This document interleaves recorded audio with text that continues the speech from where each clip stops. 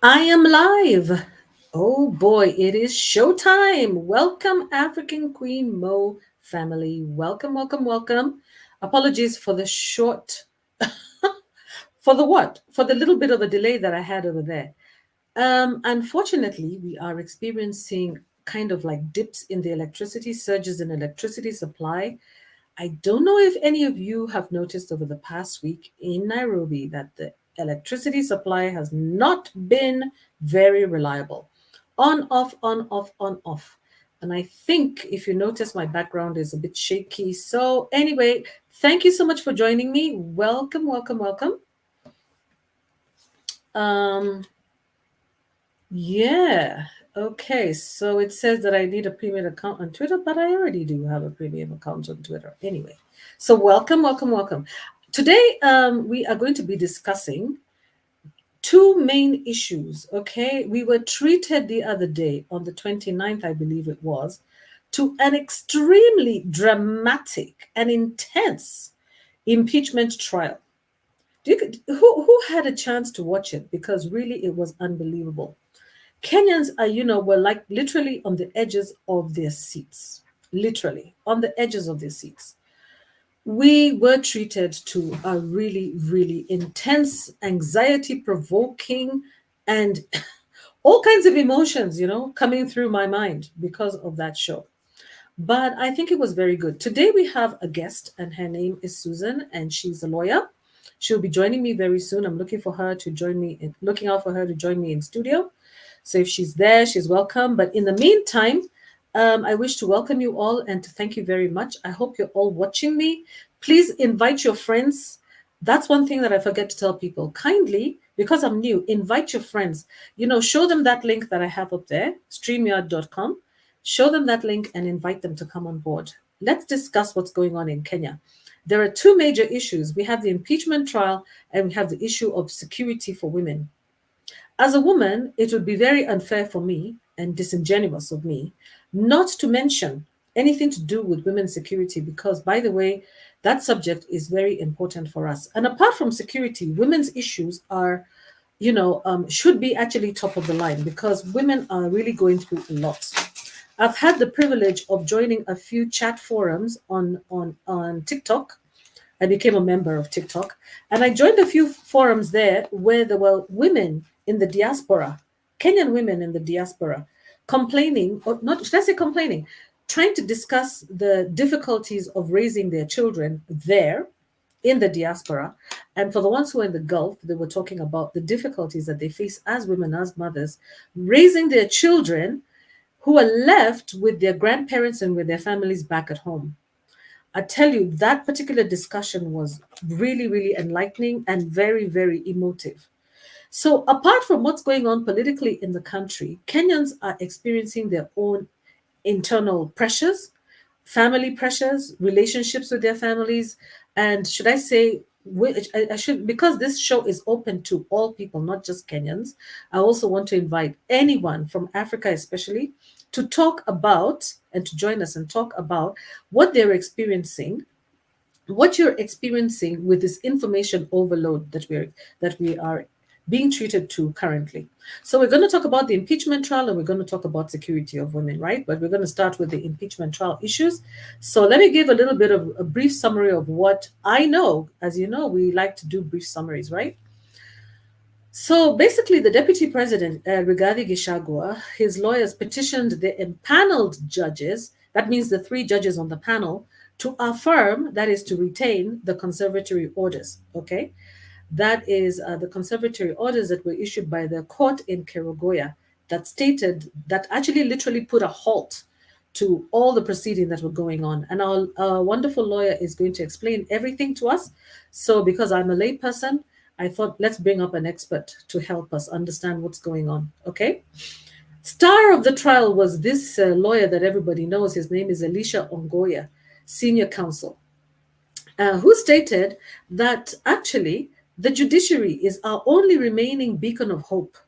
So he was hoping, he said, I hope no, he said, you will either drop the ball or you'll hold it to the finish line. So basically, he put the judiciary on trial, literally. And I would agree that the judiciary is on trial, as well as the constitution, as well as the courts, because we want to see whether or not we have a constitution, whether we have a law, even the law itself. Okay. So basically, what lawyer Ongonya was talking about was that on 18th October, which was approximately 2 weeks ago, Kenya, we witnessed an what he called an unprecedented hurry by our executive legislative organs. When he talks about that, he means, the parliament and the National Assembly, right? And our constitutional commissions, that is like IEBC and all, to beat our constitutional order.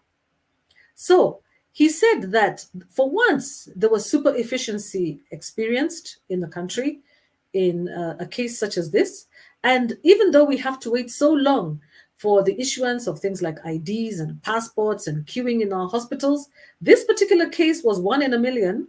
It was hurried, and in a period of less than 6 hours, what could have taken 74 days to accomplish was accomplished within 6 hours, guys. 6 hours. So he says, he calls it an undisputably unprecedented hurry. Okay. So he said that, and sarcastically, he started to talk about the potential reasons for this hurry. And he said, was it to process optimum transparency, to process optimum accountability? Yeah. Or was it to give the process procedural fairness? As whereas we know the justice delayed, he said this one, and it was so interesting, guys. Justice delayed is justice denied. Everybody knows that particular saying, right? But here's a new one that he came up with. Justice Ongonya, he said, the lawyer, senior counsel Ongoya, he said, justice hurried is justice miscarried. Wow. You know how true that is, isn't it, guys? Yeah. And he said, it must have been to give the public participation some chance. Or was it? Or was it? So then he also said that the process was also initiated by the president of Kenya. So he's also, and by the IEBC, who includes the president's communique to the state Senate. So, according to him, he feels that there was not even any sort of effort or pretense, as he called it, of public participation. And he said that the Bishop Oginde led EACC,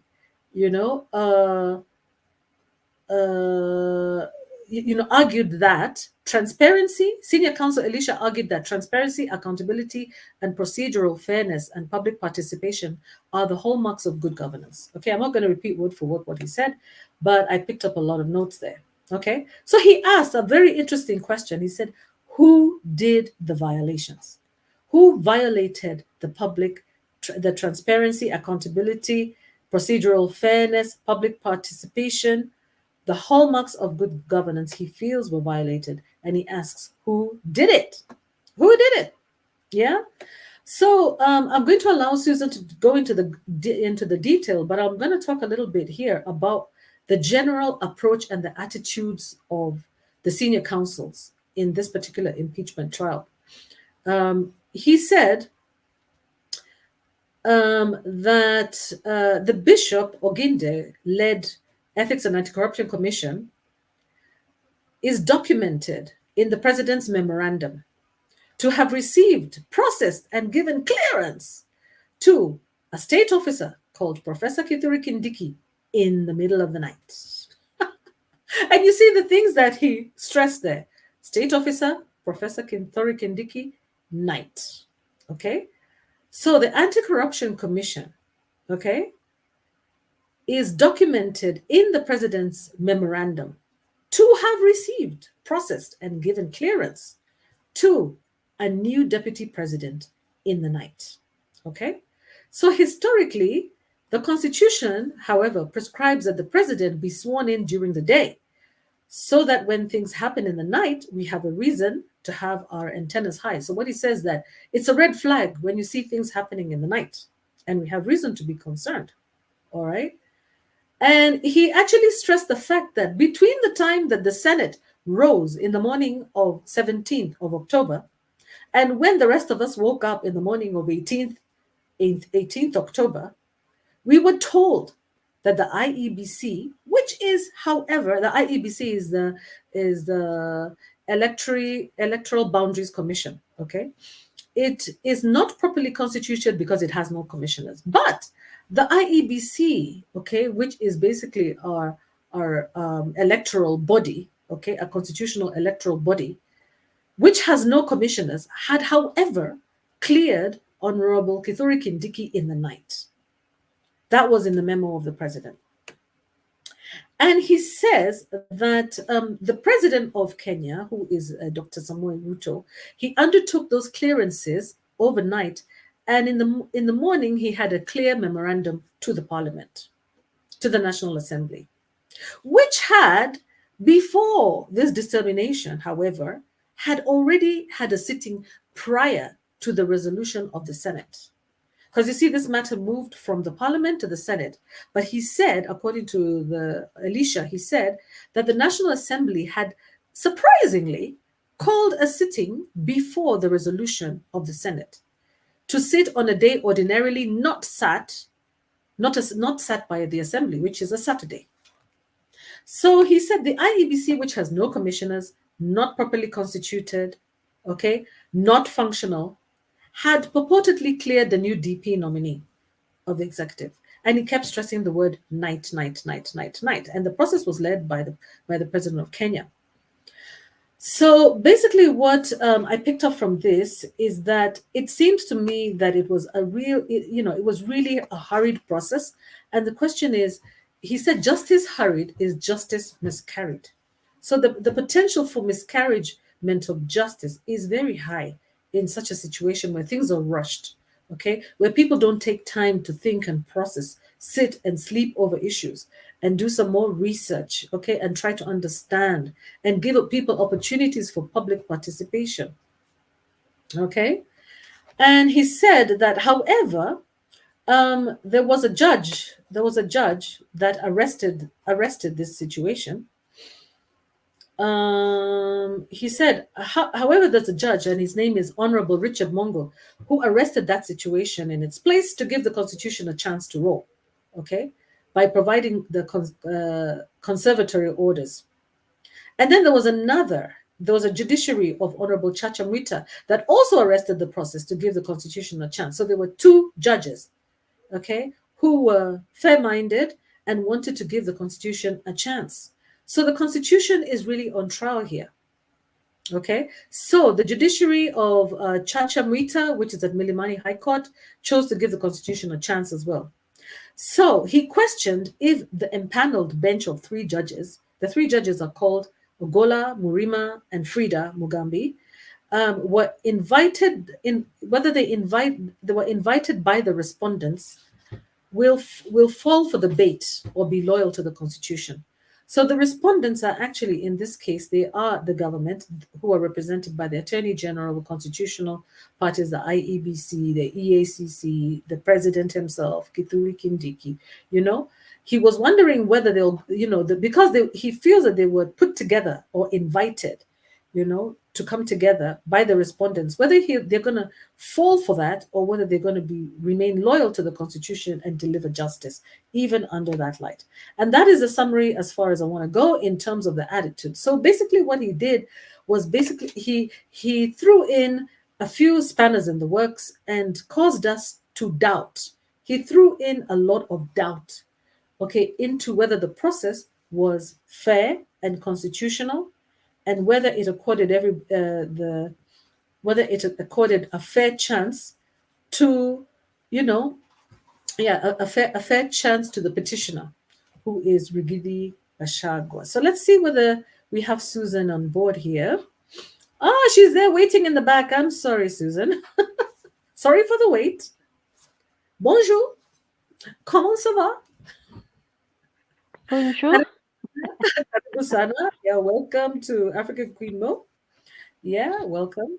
And I hope you the little summary I did over there pretending to be a lawyer, but it's basically just from listening and typing as fast as I could, So all those are Elisha Ogoya's words, and I'm trying to see how to help people to understand what really was going on you know. I'm hoping we're going to have Mato on here. I'm going to let him know that we're on live, and hopefully he can join us at some point. And other than that, it would be really nice if you can continue from there, because I was just providing a little bit of background. And at this point, I feel that what would be really helpful would be to understand what, you know, what the petition really, I mean, what the case was all about, you know, what was the actual text of the case? What was the actual meat of the conservatory orders? Where are we with that, with the conservatory orders? And can you please, for the sake of everybody, explain what conservatory orders are and why, and give a little bit of a recap? Okay. Thank you very Thank much, you. Thank you, Lawyer Queen Mo. Susan. Yeah, I like my Yeah. name, Queen Mo. Do you like it? We're all queens. Yeah. We're all queens, Susan. So you're Queen Susan as well, okay? Yeah, we're either Okay. queens. Yes, if we've survived Yeah. so far, we are definitely. Yeah. Okay. This Like you one. said, it was that Tuesday was a very, very intense day in court. Mm-hmm, The arguments were very heated. As you said, there were three main contenders in there, the petitioners, and then the petitioners were Rigathi Gachagua and several others. mm-hmm, Respondents were mostly state, the executive or legislature, that is the Senate, Speaker of the Senate, Speaker of the National Assembly, and the National Assembly, and several others. And then we had mm-hmm, a group called interested parties. So, mm-hmm, like he was saying, when Ongoya advocate was arguing, and all those who are arguing on the side of the petitioner, they're looking at they were prosecuting their application for conservatory orders. When they went before Justice Richard Mongo in Kirogoya and Justice Muta in Nairobi, they went in what you call ex parte. So it was only one side which appeared before the court, and both judges considered the issues raised to be weighty enough for them to issue what you call a conservatory order. Um, a conservatory order is an order that preserves the substrata of the case. So it was argued actually in that case that it's actually for the court to make sure at the end of the day um, they have preserved the thing that is making this trial, this petition, the meat of the petition, so that the issues can be canvassed against a particular background. So basically speaking, that's what a conservatory order it is. And um, if if for instance, if that order is vacated, it would sort of take away the meat of the petition. So whatever it is the petitioner is fighting for will be gone. So for instance, in this case, um, the conservatory order speaks from the point where the mischief started. Yeah. So in this case, the mischief started when uh, the notice of motion was filed in the National Assembly by Honorable Mutuse. So this petition, the petitions are, like I said, they're in defense of the Constitution. So previously when we spoke and when I appeared on the show, I told you that this petition is not about Rigathi Gachagua. It is actually about our Kenyan Constitution, as Queen Mo rightly said. So we need to differentiate the two. He's not having a second chance to defend himself. He is now promoting the mm-hmm, supremacy of the Constitution and his right to defend it, because he was, whatever he went through, his rights as under the Constitution were violated. And so that's what that is. So so the act, in a court of appeal decision, and this was argued by the petitioners, the application to vacate a conservatory order because of its far-reaching effects of preserving the subject matter was deemed to be an act of mischief, because it preserves what you call the status quo. So, for instance, the petitioner, Rigathi Gachagua's argument is that a deputy president should be entitled to certain protections under the Constitution when facing an impeachment. Those protections under the Constitution were not observed by the institutions of Parliament or the houses of Parliament, that is, National Assembly or the Senate. And that as a result of that, the resolution made by the Senate to impeach the president was flawed. So that means it undermined the Constitution, and as a result of that, whatever happened was null and void. That's his argument.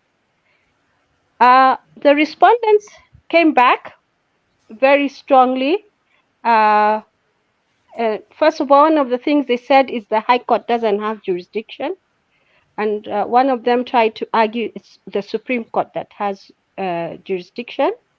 In the rejoinder, the rejoinder is now the right of reply of the petitioner. So basically, in the rejoinder, the petitioners said, actually, it's the High Court has jurisdiction to hear these matters, and the Supreme Court's jurisdiction is limited to presidential elections. So that's how they came back on that one.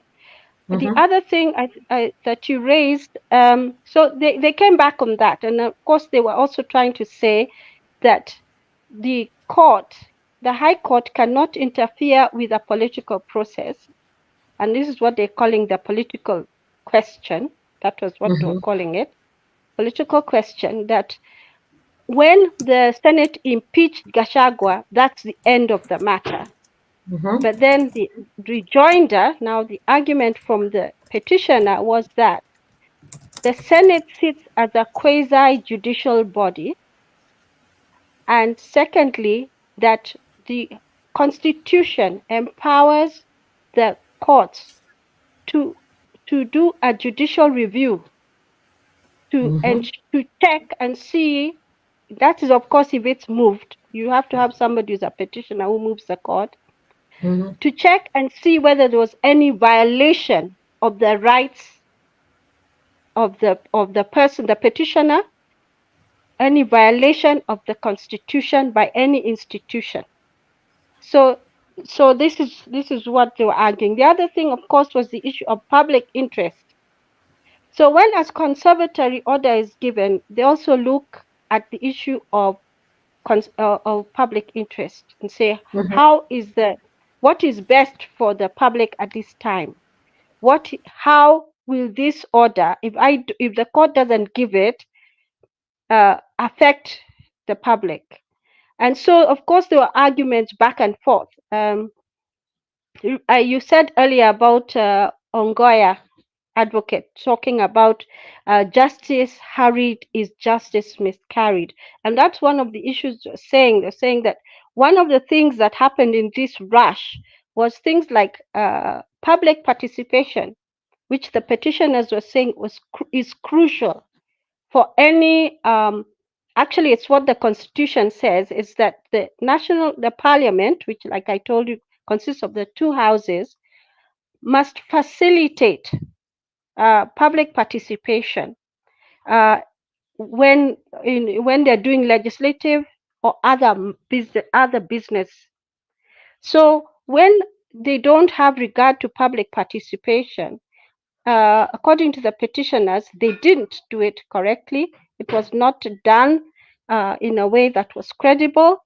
They have various issues that they raised about the public participation, the speed, lack of notice, One of the things they raised, which was very interesting, is they said that apparently, I think some people responded online, but some people attended the areas where they were told to go.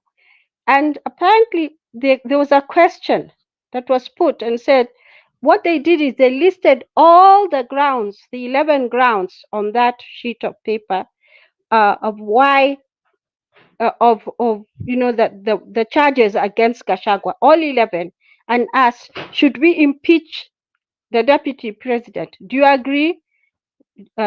You say yes, no, or if you or something else, you say other, or something like that. So basically, the petitioners were saying that was wrong because they only put their side of the issue. They did not put any points on Rigathi side.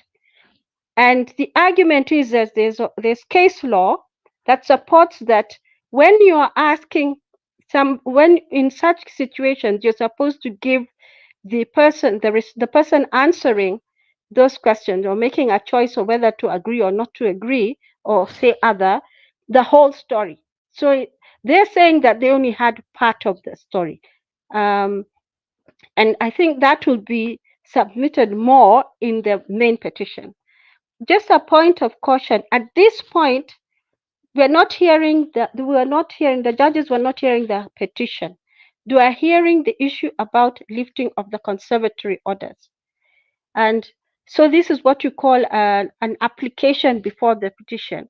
And the rules in court really is that before you get to the petition, you're supposed to dispose of all the applications that are there.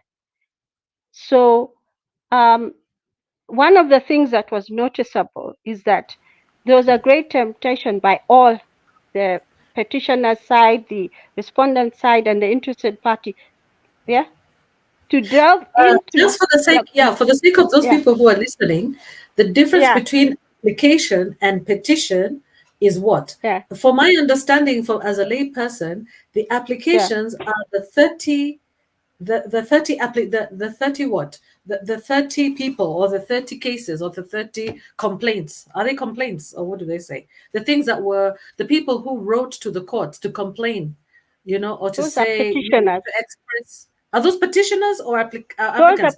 The those are applicant petitioners. is Rigathi. So the applicant is No. Rigathi. Okay. Confusing. So this is the structure of pleadings in court in this Mm-hmm. particular case. You have a petition.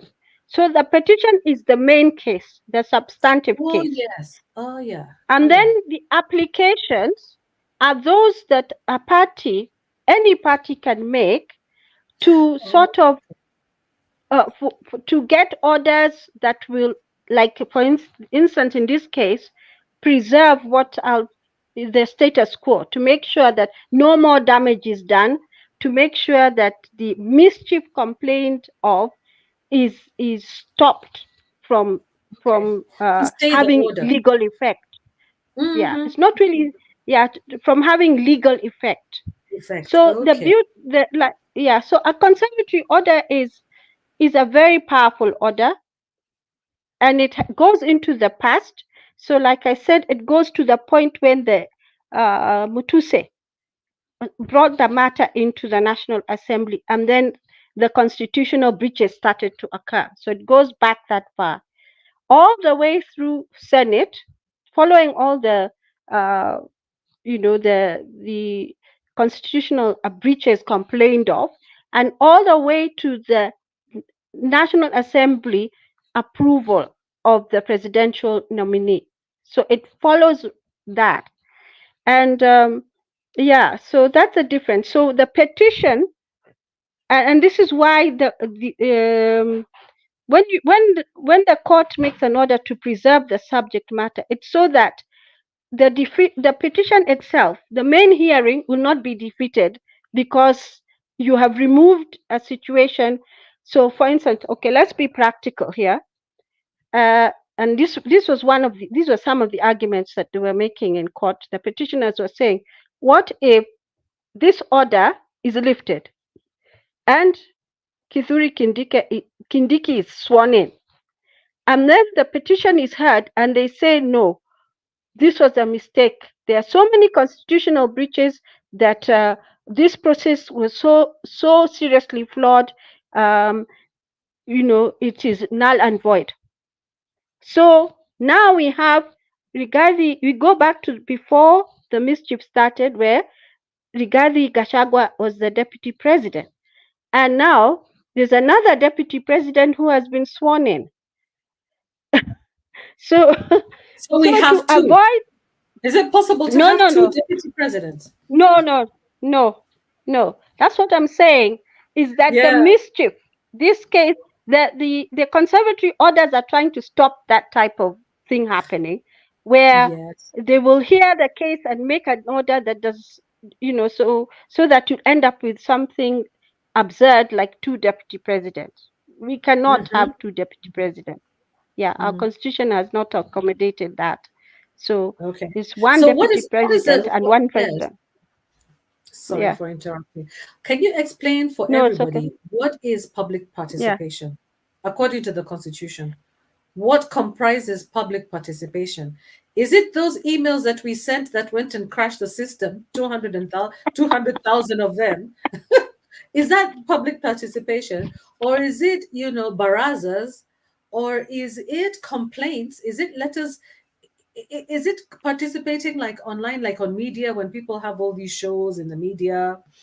Like there's a Spice, what is it called, Spice FM, that has this show in Yeah. the morning, NTV, all of them, KTN. Is it when people send in their views? Is that called public participation? Or is it only when you actually lodge your complaint with the court? Or is it at what is public participation? Because we've been hearing that the Supreme Court is lowering the bar on public participation. Like, for example, the Yeah. housing, the housing, what did you call it, the housing bill, yeah, the housing bill levy, the housing Affordable, levy bill, the affordable affordable housing. housing levy, yeah, y- that was Yeah. considered to be by the High Court to be what? Is it the High Court or the Appeals Court? Yeah. It Where was they the said High that Court. where they Yeah. didn't, yeah, that it was considered that it didn't have adequate public participation. It was shelved, yeah, until the Supreme Court came up and said no, there was adequate public participation, and so it passes through.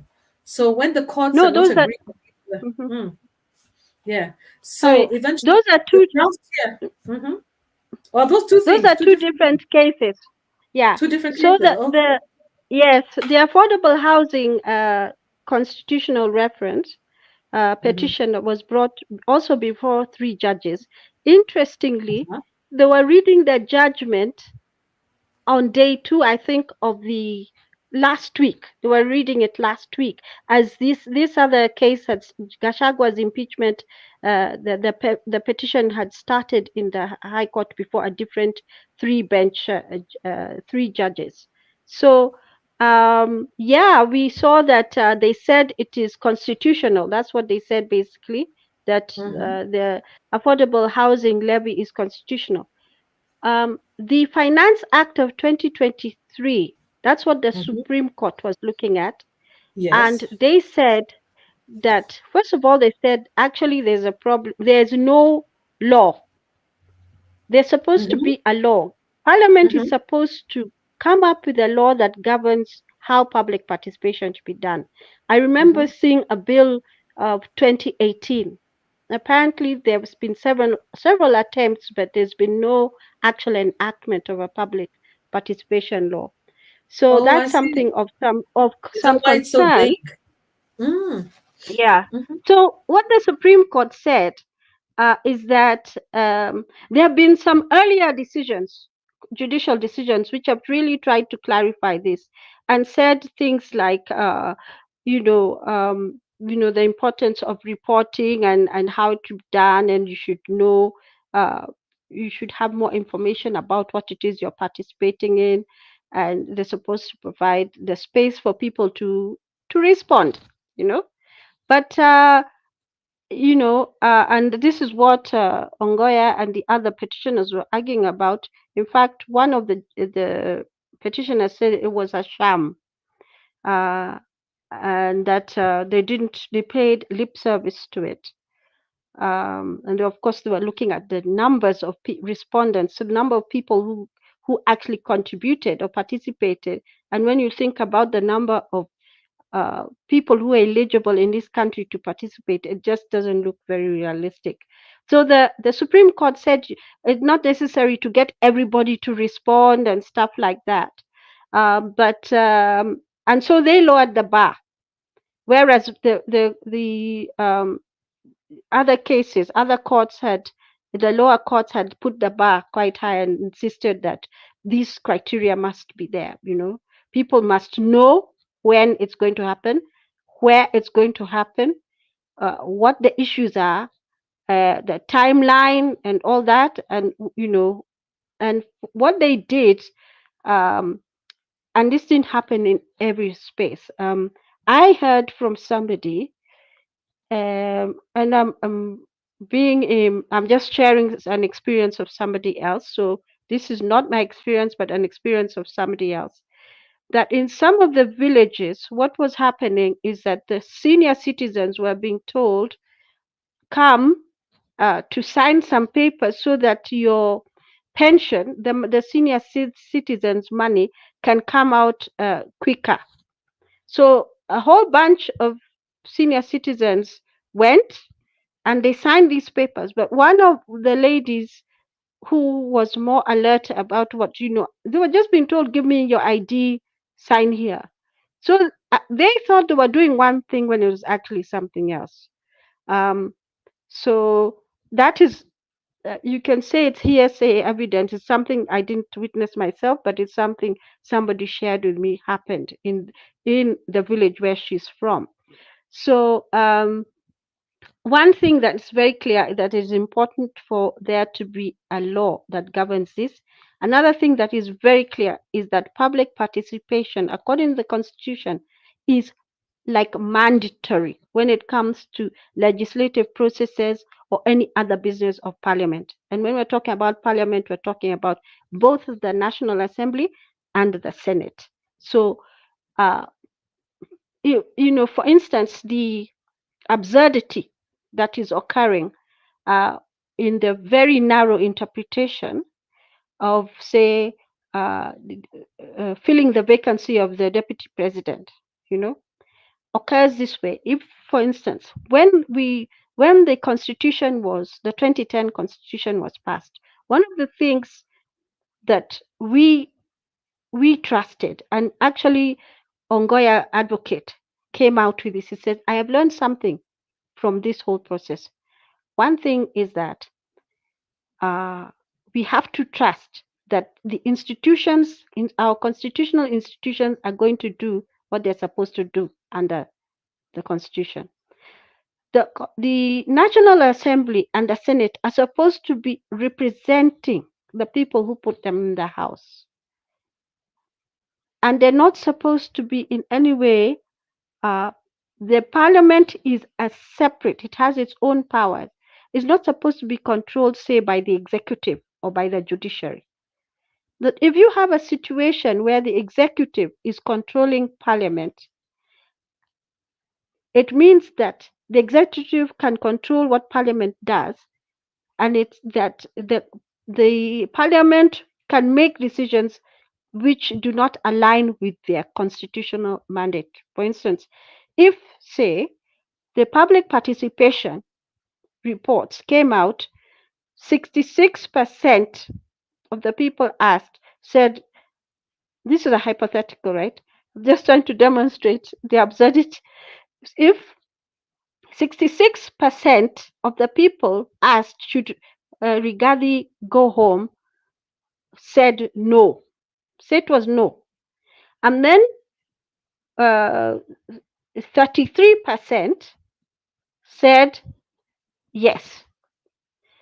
And then the remaining percentage said, 1% said we don't know, or we don't care, or made another proposal, And then it comes to Parliament. Okay, this even the Constitution says that these people who sit in Senate and the National Assembly, these gentlemen and gentle ladies, are representatives of the people.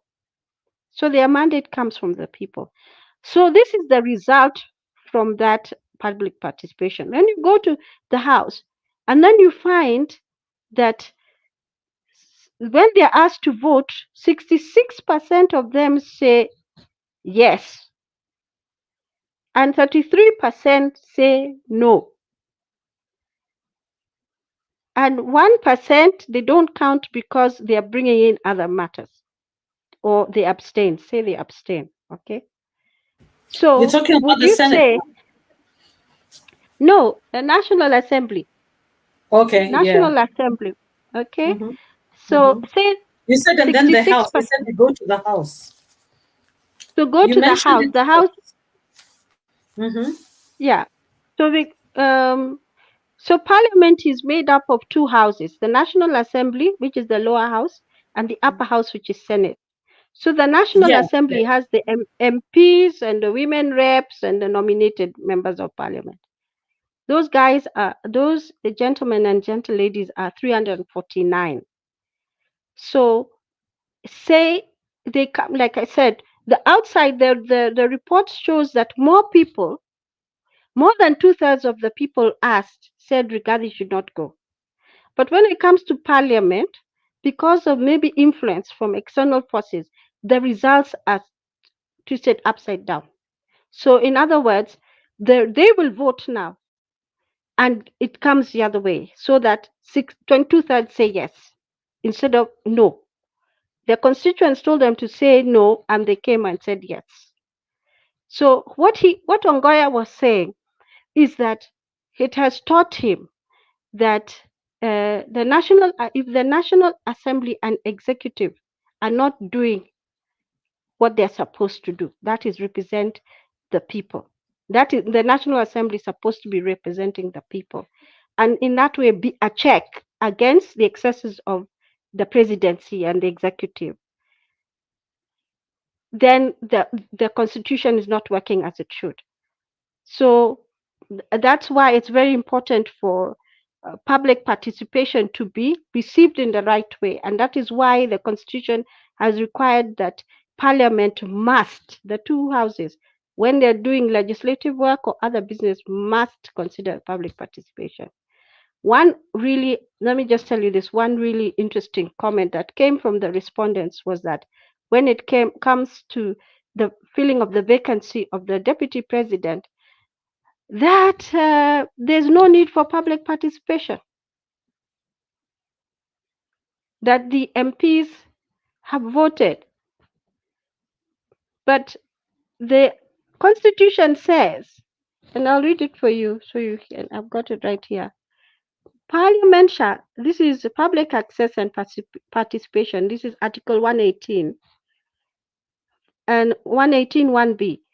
Parliament shall facilitate public participation and involvement in the legislative and other business of Parliament and its committees. And since this is what we're calling a constitutional democracy, Kenya is a constitutional democracy, the tenets of the Constitution need to be observed. And this is actually what that petition is about, is where the tenets of the Constitution observed. And this is what is on trial. Um, uh, of course, it was really, really intense, really, really intense. Yeah. Do you know? Let me So, let me get away from the technicals. There's a lot of technical yeah, stuff, and we are yeah, not lawyers, and we yeah, have been treated to a lot of this, and our brains are literally fried, literally, yes, and yes, mine was. yes. Was your brain fried? My Mine brain. was. I was like, I can't take in any more space. Okay, guys, Yeah, I don't even have time to delete and, to delete files in my brain. You know yeah, what I mean? Or yes, archive files and create space. yeah, Yeah. So I was yes, wondering to yes. myself, how are Kenyans coping with all of this situation? So I was really desperate, and I usually tend to go to summaries. I couldn't even find any station summarizing what was going on because it went on so late. Yeah, And yeah, all the stations were wanting to air it live. There's nobody giving yeah, us summaries, helping us to understand. It was such a technical exercise. And I feel that the Yeah. majority, 99.9% of the Kenyan population, had no clue what the heck was going on. And I said to myself, if Yeah. I'm a professional who is a researcher and I'm struggling with this stuff, yeah, Yeah. then what are other people going through? So, but anyway, in general, I came up with a little bit of a summary. Yeah, I want to highlight these things for you so that you can quickly take us through them. Eh? And those guys in the Yeah. comment section, welcome. I see Mato is there, Fia is there, Sarah is there, and please invite people to come on board today. We're going to be a little bit later, Yeah. and we started a little bit late, so we're going to be a little bit later. I understand that there's the news happening, but I'm not worried because we need to unpack this stuff. It's too complicated. Yeah. Yeah. Yeah. So the issue, okay, some of the issues that I was picking mainly were from this Elisha, because I think he's a teacher, he's a professor. He makes things easy to understand, he just makes Yeah. things just a bit easier, yeah.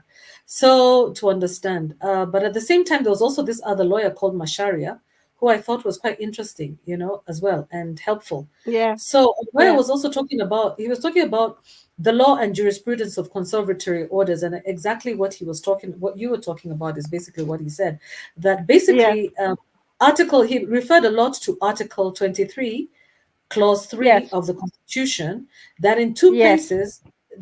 places of that article, it kind of like refers indirectly to conservative orders or accommodates conservative orders as appropriate relief, and then it actually mentions it expressly under Article 22. A court may grant appropriate relief, including conservatory orders. So I guess he was expressing the justification and the relevance of this conservatory order and its appropriateness to be used right now, right? At least if I look at it as an evaluator, that's how I see things. Yeah. Now, he was also talking about, he established that argument that of public participation, and it says that it falls under Article 165, paragraph 3, Mm-hmm. and I don't know whether that's correct or not. But he said generally it's important to let the impeachment process run its course, after which the court Yeah. will have a look at Mm. any complaints related to the Yeah. process or lack of. Okay. Yeah. Yeah. And he also said, okay, what did he also said? Any act of omission of the Constitution contravention is invalid. I don't know what that means. He says no action is beyond the reach of the Constitution. The Yeah. political question doctrines, these people are always saying, oh, this is a political issue. It's not, I don't know what issue, but it's a Yes. political Yes. issue. Yes. And he Mm. said that all those Mm. political question doctrines, which are fished from what he calls the old American jurisprudence, Yes. he said they are Yes. not applicable and they're time wasting, and we should abide by the the Kenyan constitutional dictates. He also said Yes. that the ruling of Justice Frida Mugambi in petition of the Rigiji against the Speaker of the National Assembly before he sends the file to the CJ must be satisfied. I don't know what. Da, da, da, da. But anyway, Mm. there are some few things that I picked up there, that the greatest public interest is upholding our constitution, and there is no other greater interest, not even politics, not Yeah. even Mm. political interest, can be Mm-hmm. above the upholding of the constitution. Okay, so there were other things. There were like three other areas they were talking about. They were talking about the inherent merit, Yes. determining whether the court must weigh the pleadings, the remedies, and the law as being Mm. contravened or threatened with contravention. Okay. Basically, what he was saying here is that there is no doubt in our mind that this matter raises issues of immense public interest, and that interest is infused with inherent merit. So, in other words, that the case is merited. The CO, what do they call them? The conservatory orders have merit because they have elicited immense public interest. I guess there's a lot of public interest in the case, and so we cannot avoid, or we cannot like try and close this case or pass judgments without the public being involved. And I guess that's all about public participation, public considering the views of the public. Yeah. And then there's another thing that he also mentioned. He said that I don't know who this was that mentioned that doesn't matter. He observed no doubt in our minds that this matter is okay. So then he said there's a further argument that constitutional imperatives with public participation is okay. He said that um, the judge says that the attendance of 43 people, there was like a attendance of 43 people, but Yeah, it produced yes, 70 approvals, 70 yeah, approvals, and the percentage of those who supported were 162.79%. 2.79%. Yeah, Oh my God. Now if you want to talk about my brain frying. He said, how can you have 43 participants? And with yeah, those 43 participants, you say 70 approved, and those who yeah. did not approve were three. We're three. So Yeah. 70 out of 43, and three did not approve. And the percentage who supported were 162.79%. Now, these people Mm. must have been high on something, you know? So basically, there's so many questions about the actual legitimacy of some of that data about the public participation. They're quick and hurried. This is the hurry. When they're in a hurry, then you can see the injustice. You know what I mean? Miscarriagement of justice that can Mm, happen. mm, And then Macharia tried to tackle the political question, where he talked about fair hearing, and he also said that the National Assembly, the Senate, and Executive will say that political questions cannot be questioned by this court. That the yeah, textbook, and he said that that is actually the textbook definition of dictatorship and autocracy. And he also clarified that Kenya is not a presidential yeah, or a legislative democracy, that Kenya is a yeah, constitutional democracy. And so the yeah, constitution introduced limited government. Yeah, it yes, limits the powers of the government. yeah, And yeah. so Which, all these are mhm, amenable to judicial review. Okay, so yeah, he gave examples of the U.S. court and things like that that I'm not going to get into. But he also mm-hmm, said that there was also some issue that was that they will say that there will be a public crisis because there will be a vacancy. But he said that the yeah, framers of the Constitution anticipated the vacuum in both the yeah, presidency and the deputy presidency. So Kenya can actually operate for 60 whole days, 2 whole months, yeah, without a president and without a deputy president, because yeah. there is a caretaker government. And the caretaker would be who? The Speaker of the Senate, would it be? No, National Assembly. Or the National Assembly. Okay, the Speaker of the National Yeah, Assembly would be the mm, caretaker. That would be to mm, Wetangula, would it be? Yeah. yes, Okay. currently, yeah, So, yeah, yeah. So anyway, there mm, was a lot of stuff going on there, and basically that was what I picked up from that group. Now, what I didn't pick up yeah. because my brain was fried at that point was what was the argument on the government side. Really, what was their argument? Was their only argument that public participation was not necessary?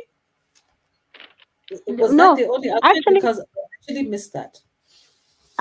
what they were even saying is Mm, that the order is spent. This is now when the two sides were not agreeing at all on how to look at the picture.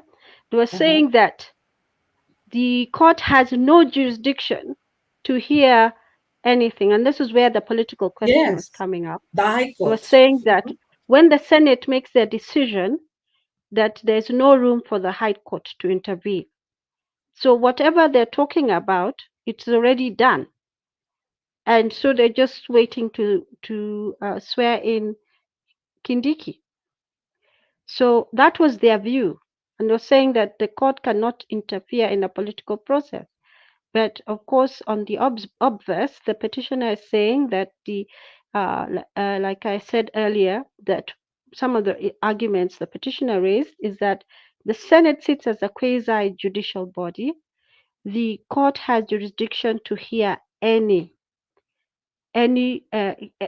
case. It has that under the Constitution to review, to check and see. Then a petitioner brings a matter to court to say my constitutional rights have been violated, and that is the substance of Rigathi's case. And he's not, like I said earlier, he's not the only petitioner. There are several petitioners in both cohorts, and they're each raising issues that their rights have been violated as Kenyan citizens.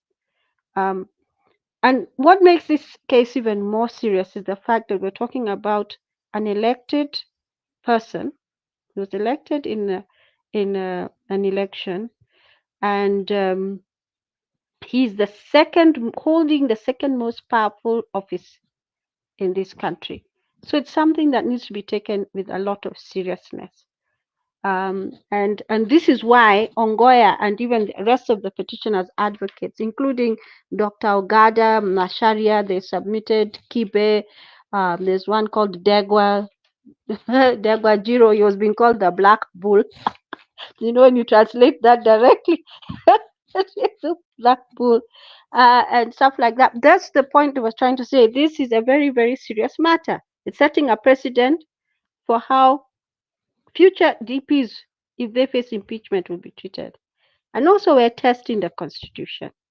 Yeah, your summary is good. I agree with it. Um, so, what is important for people to differentiate is that the substance, the petition is not being argued at this point.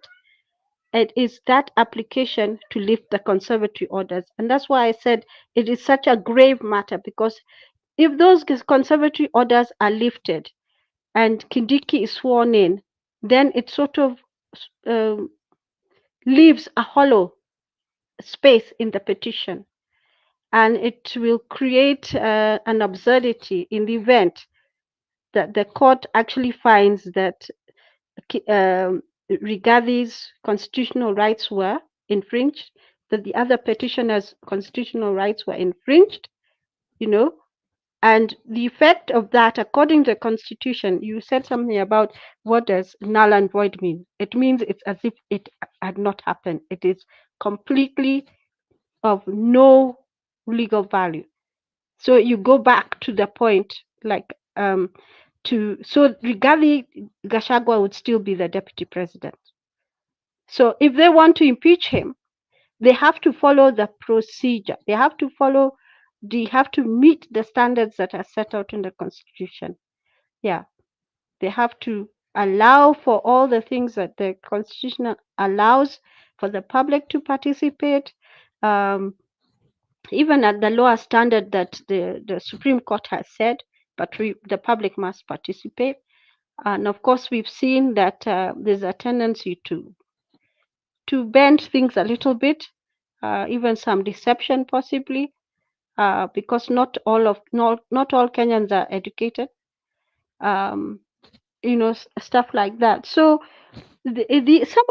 so you asked me what were the respondents saying. So there was the political question that the court cannot intervene. The other thing they said is that this was not the right court; it should be in the Supreme Court. The other thing they said is that the petition or the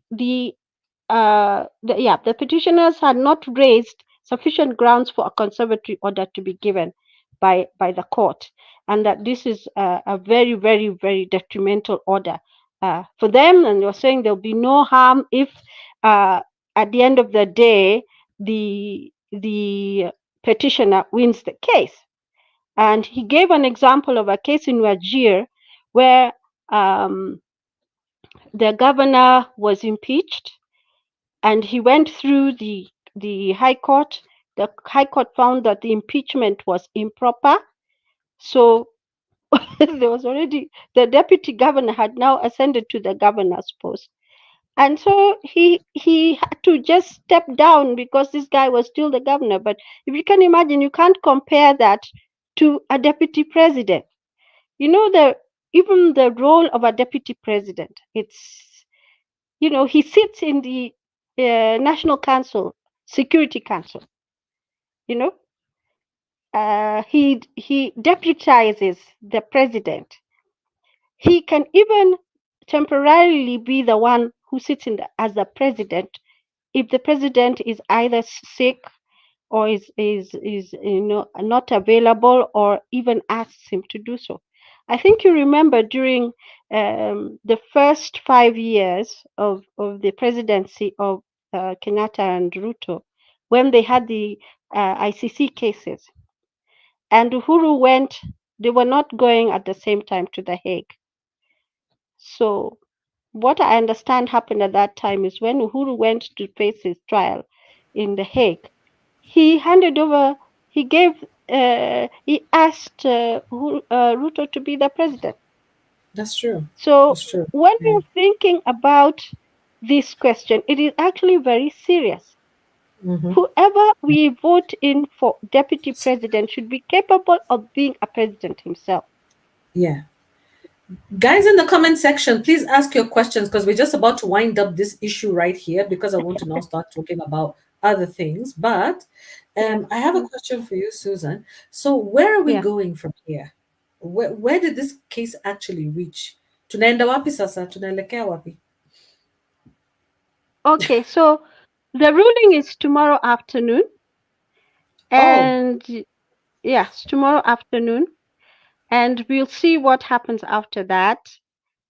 If the court vacates, vacate means uh, to remove, to lift? to Mm-hmm. discharge, Okay. to Oh, lift, discharge. yeah, Yeah. the conservatory orders.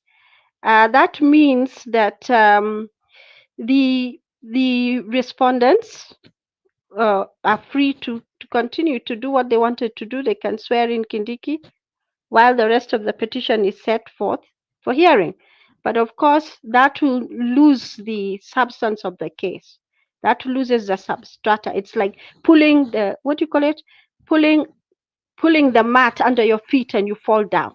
Literally, that's it. That even if they argue, it will be an academic exercise because, uh, you know, unlike the case of Wajir, okay, they were able to say, oh, you're actually supposed to be here and I'm not supposed to be here. But the cost of that is negligible. The engagement and involvement in things there is nowhere near what a deputy president does. Mm-hmm. So it's quite a serious thing. So what's next? If the conservatory orders remain in place, they'll fix the petition for hearing. All the parties will be allowed to argue. Their petitions in the two cohorts that the court had set. Remember, there are so many petitions. Actually, even as the case was being argued, there were people who was filing petitions. There are just so many people who have come into this case, and they have different points. Some are common, but there are some different points and angles. There's one particular petition from Kerugoya where they're demanding an apology from Rigathi Gachagua. They're demanding an apology from the, yeah. So they have different things. So the petitions will be heard and then the courts will rule. So if the conservatory order is lifted, um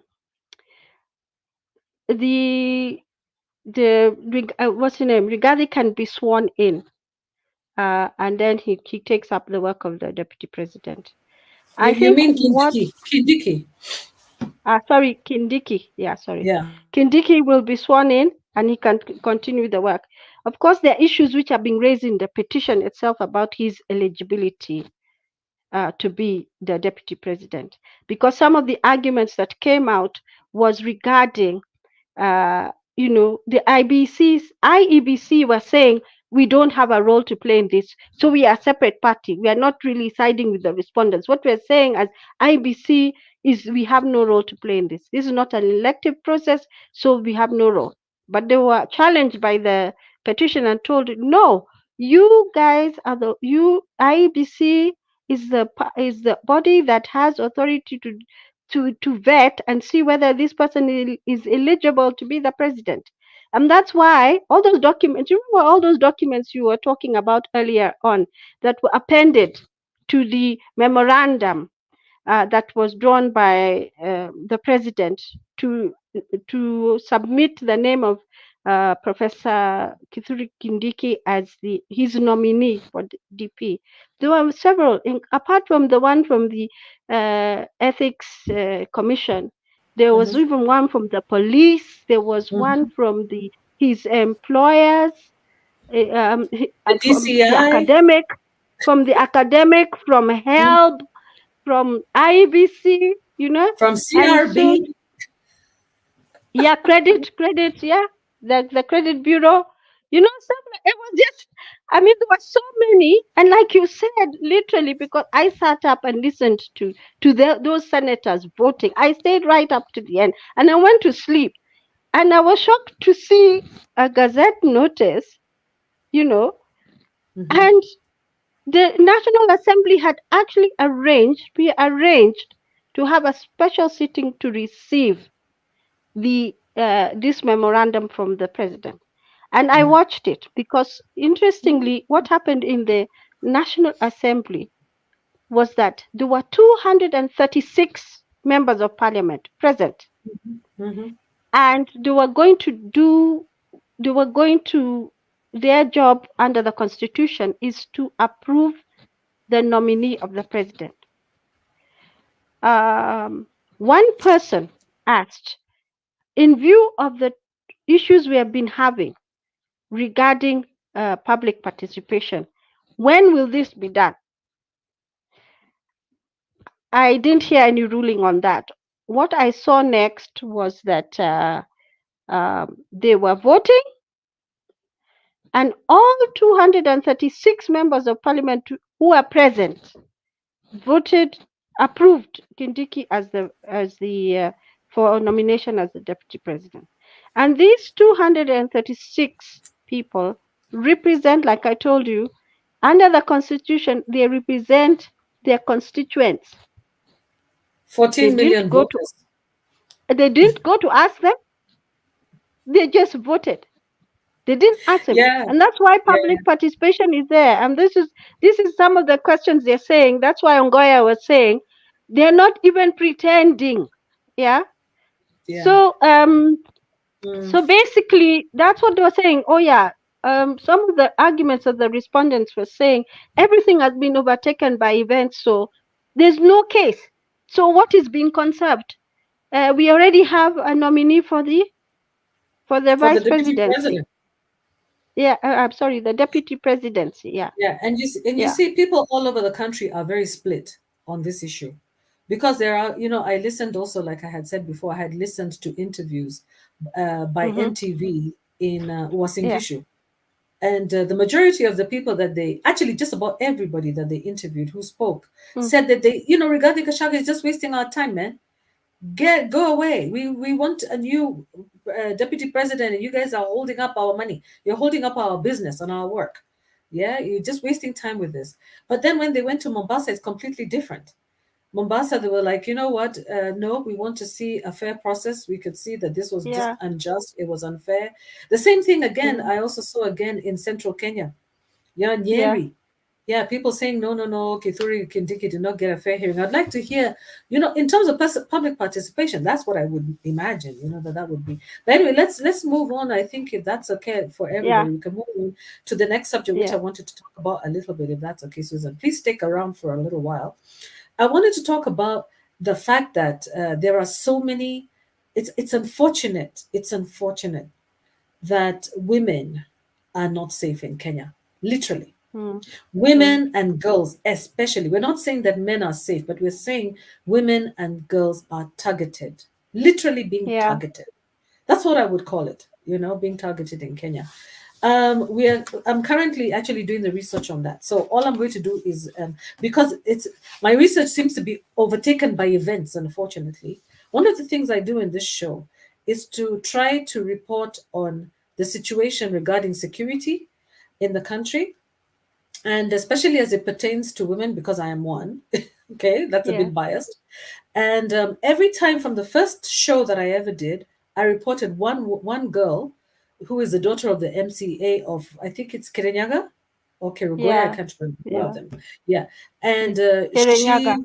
Kirinyaga, yeah, one Mm. of the daughters Mm. of, yes, a daughter. She was in her 20s, early 20s. Yeah, Yeah. she was found murdered in cold blood.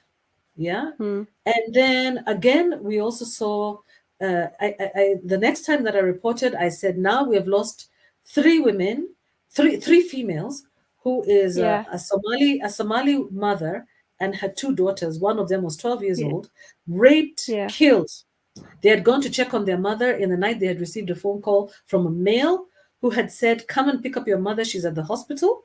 and they went there and they ended up being found in Machakos, body parts and everything, raped. I mean, hands tied, the most gruesome criminal way. And then we also saw immediately after that the Somali community react in a very bad way. Isili was Yeah. literally Islay, which is an area where they have all their businesses. They closed all their Yeah. businesses, and Yeah. majority of the people who were leading were the men, and that was Mm. very, very nice to see. I loved it. I Yeah. loved to see how the men were so concerned and so upset, so angry, and so Yeah. determined to get this Yeah. the CID to do, the DCI, sorry, to investigate this Yeah. matter immediately. They wanted to catch that culprit immediately, and they closed their Yeah. businesses. They said no business. And it Yeah. was nobody. I didn't hear a single of those Somali men mention anything negative or derogatory towards the women Yeah. victims. I did not hear what I normally hear from our quote unquote Christian brothers and sisters or Kenyan Mm. brothers and sisters, especially Mhm. brothers who all they say is what? Where were they going in the middle of the night? Yeah, that's what they'll be asked. How an Himalaya? Yeah, will it be called some sort ashawo? Ashawo. Those are the words that they'll be using against the girls and the women. What was that woman Yeah. doing? It was her fault. How dare she get her children? Since when do girls get calls from men in the middle of the night to go and look after check out their mother and they go out? The victim would be blamed immediately for the crime against them. That's right. Immediately. Hmm. There'll be almost no empathy for the victims, which is what has happened even in the case of the MCA, the MCA's daughter who was found killed. Yeah. Yeah, it would Mm. always be, people would now become experts, relationship experts. It was a love triangle. It was this, Yeah. Mm. Yeah, girls are going because they're looking for money. These are gold diggers. Whereas you can see, you heard from Martha Karua herself, yeah, Yeah. that there is an insecurity problem in this country. I won't have to repeat word for word what she said, but she actually gave Yeah. specifics about who is out there terrorizing Kenyans, whether you're a Yeah. woman or a man. Again today, okay, and after and by the way, there was also another lady. Also, there were 4 women the last time that I reported. This time Mhm. today, there is a Mhm. woman. Her name is Yeah. Jenny Mutua something. Hmm? Mm. Jenny, yeah, Mhm. Jennifer, but she's a Kamba girl. She Yeah. has been found dead today, Yeah. stuffed in a sack, cut into pieces. Mm. Today, Yeah. right now, I Mm. open my phone this second, and if you go onto TikTok, you guys, you will see a little boy has been killed. Mhm. So what we're looking at Yeah. is we're looking at a situation where we should be concerned about the insecurity situation in our country, and women Yeah. should get security. Women should Yeah. get security. There was one pastor who talked. One actually is on SoundCloud Live. He was telling women that one of the differences, but you see, again, he was bringing it back down to relationships between men and women, Yeah. as if it was some Mm. sort of love triangle. He said that many of the girls, nowadays women are cheated easily. Nowadays a lot of women are dating and you don't know who they're dating. They don't inform their friends. Many women expose themselves and they follow men and they follow strangers to their homes and things like that. But a lot of the women who are targeted are also in rural areas where that is normal. It's normal to trust the person. It's trust is a normal thing. These things don't happen in the rural areas. And many of these women we've also heard are following these men because they're applying for jobs. It's not for relationships. It's because they've been promised jobs. You saw the 3,000 plus job Yeah. adverts Yeah. attracted more than maybe 10,000 young people coming to Yeah. KICC. Just Mm. imagine if there was a man in there or a killer in there who Mm. told a bunch of girls in there, or even a Yeah. bunch of boys, hey, guess what? If you want one of these positions, just come. Just come to the side. Come to the side. Yeah. Let's meet at the back of the tent.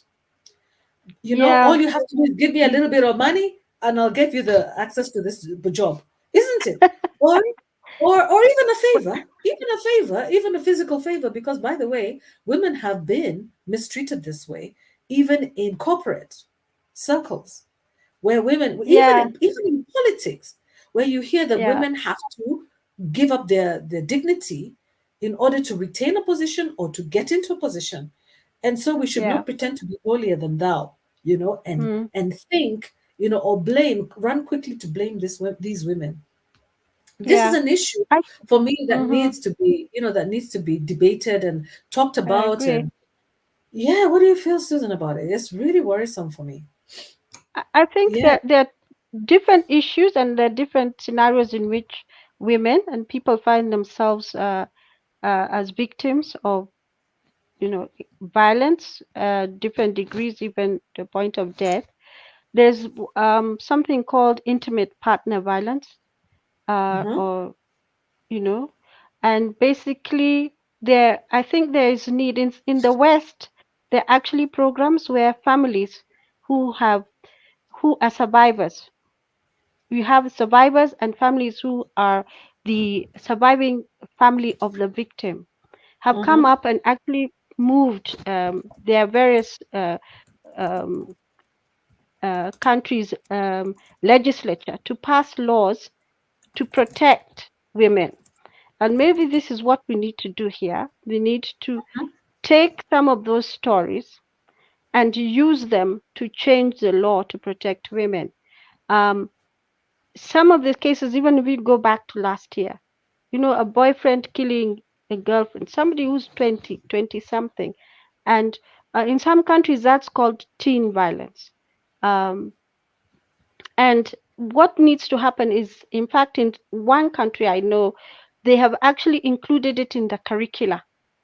So one of the Mm-hmm. things that family has been able to do with all the support uh, was to have um, issues about teen violence and how to identify it and how to respond to it and what to do in the curricula. The way, um, you know, I'm not sure whether they still have that subject. Remember, this subject called life skills education, Mm-hmm. where you Mm-hmm. actually include that. So you get points so people know how to protect themselves, whether they are male or female, and to recognize that this is not a healthy relationship, because that's where we need to start. This is not a healthy relationship. This is somebody who's so controlling. Next thing they'll do is they might kill. And Mm-hmm. the reports, I'm sure if we did a study and found out whether when these teenagers, these young people are dating university students, that there may be cases of violence where somebody has started by maybe insulting you, very controlling, following you, looking through your phone, telling you what to wear, what not to wear, telling you telling you you can't, these are not good friends, don't go near those ones, that sort of controlling behavior. And those are signs that you're actually in danger. Unfortunately, some people think that that is a sign of love, and this is the re-education that we need to have. So intimate partner violence is something that we need to take seriously in this country. And of course, there are also um, the people who kill, for the rapists who are there, the serial rapists, the serial killers. There's also that category. Don't forget those bodies that were found in that quarry. Do you remember? Somewhere in Githurai, somewhere there was this. I can't remember how many So many women's women's bodies bodies they were found found. in a quarry, and then Yeah. eventually, and also we heard, yeah, we also Mm, heard that they were eventually covered up, yeah. that they were They buried. just disappeared. But the story, remember, the guy was bringing out body, and then they accused this one fellow, and then some people, the neighbors, were saying it's not him, and he sort of admitted it, and somehow, like you said, the story just disappeared. But this is a concern in our country, and it's something that we need to talk about. I saw both Martha Karua and yeah, the former CJ, Willie Mutunga, speaking very strongly about, about that issue, that it's important that we, um, that we address it, that it should be addressed. But in, like, if you take the example from other countries from the West, they've actually passed legislation. They've pushed education, re-education of people through the schools and stuff like that. That is now for intimate partner. Now for this other violent behavior, maybe we need to look, more carefully on what happens. when you catch the punitive measures, the rehabilitative measures on some of these people. Actually, I think I've even seen um, cases of in the prison, part of the prison networks, they actually educate men, violent abusers. So there's some like NGOs or something like that, where they try to re-educate them and tell them violence is not good. The way uh, is not good, and they train them, and so that they respond differently toward women, and they Mhm. don't resort to violence immediately. So I don't know how successful it is, but it'd be worth studying that even from Kenya. But I think, like you said, it's a serious problem. It's not Mhm. acceptable at all. What Yeah. about the Yeah. athletes? The two athletes, Yeah. remember? Not two, there are Huh? many. Yeah, that's true. The two women who have been killed. Yes, yes. Agnes It's really Tirop, upsetting. who had just won the 10K road race. She's the world champion. Mm-hmm. And then there was another one also. I've forgotten Recently. her name. Mm-hmm. Yeah, Yeah. there have been You guys, actually you quite can a join us in number. studio to talk about this if you want. Yeah, because it's a very important thing. Women must talk about this. Where are the women Yeah. representatives in Parliament? Why don't they speak up? The Karen Nyambos of this world. Why don't they speak up for women? Yeah. What is their role if they're not going to talk about women? Is it because they're compromised already that they can't speak, or is it following the culture of the executive in terms of not assuring women their rights, that women can be targeted and the government is quiet? It is so super infuriating. It is super, super infuriating. Really upsetting. Because, this also extends to the women who are experiencing domestic violence when they work abroad, when they go to Gulf countries and come back in body bags. Oh, Yeah. oh yeah. That's Yeah. terrible. Or when they're Mm, forced to, like, they talk about washing snakes, they talk about sleeping with dogs, they talk about, the kind of things that you hear. Yeah, the kinds of things that you hear, honestly, especially if you go into TikTok and you listen, and even to YouTube, and you actually listen to these people in the Gulf. A lot of women, yeah. especially those working as domestic workers, Yeah. we Yeah. are exposed to the most horrific. Yeah, some of their bodies are found in fridges. Okay, some of them are put in deep freezers. Yeah. So, since when? What has happened in our society? And at the same time, at the moment, I would like to see whether there's a relationship between the current state of not just the economy, but the current state of the country right now, with all of these dramatic impeachment trials and Kenyans being bombarded with issues to do with the housing Yeah. levy, the Shif Shaf Yeah. Shah, all of these, additional taxes, the difficult Yeah. economy, whether that is also contributing to women and children's insecurity in the country, and whether security organs should be beefing up security for women and for society generally. Because again, It could be a trigger. also the It could be a ritualistic, trigger. Mm. the Mm. ritualistic, yeah, again, the ritualistic killings Could be of a these trigger. women. Couldn't it Mm. be a trigger?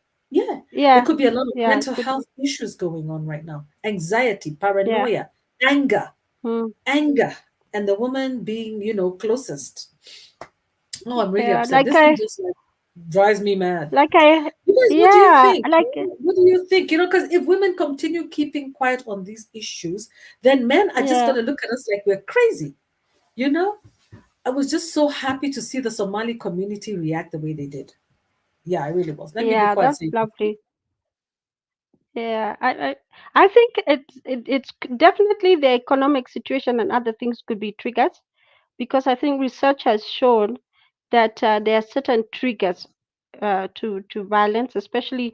But the first thing is, like, in the home setting or in the intimate partner setting, is this thing called coercive control, and probably we need to push for legislation to recognize that as actually a threat.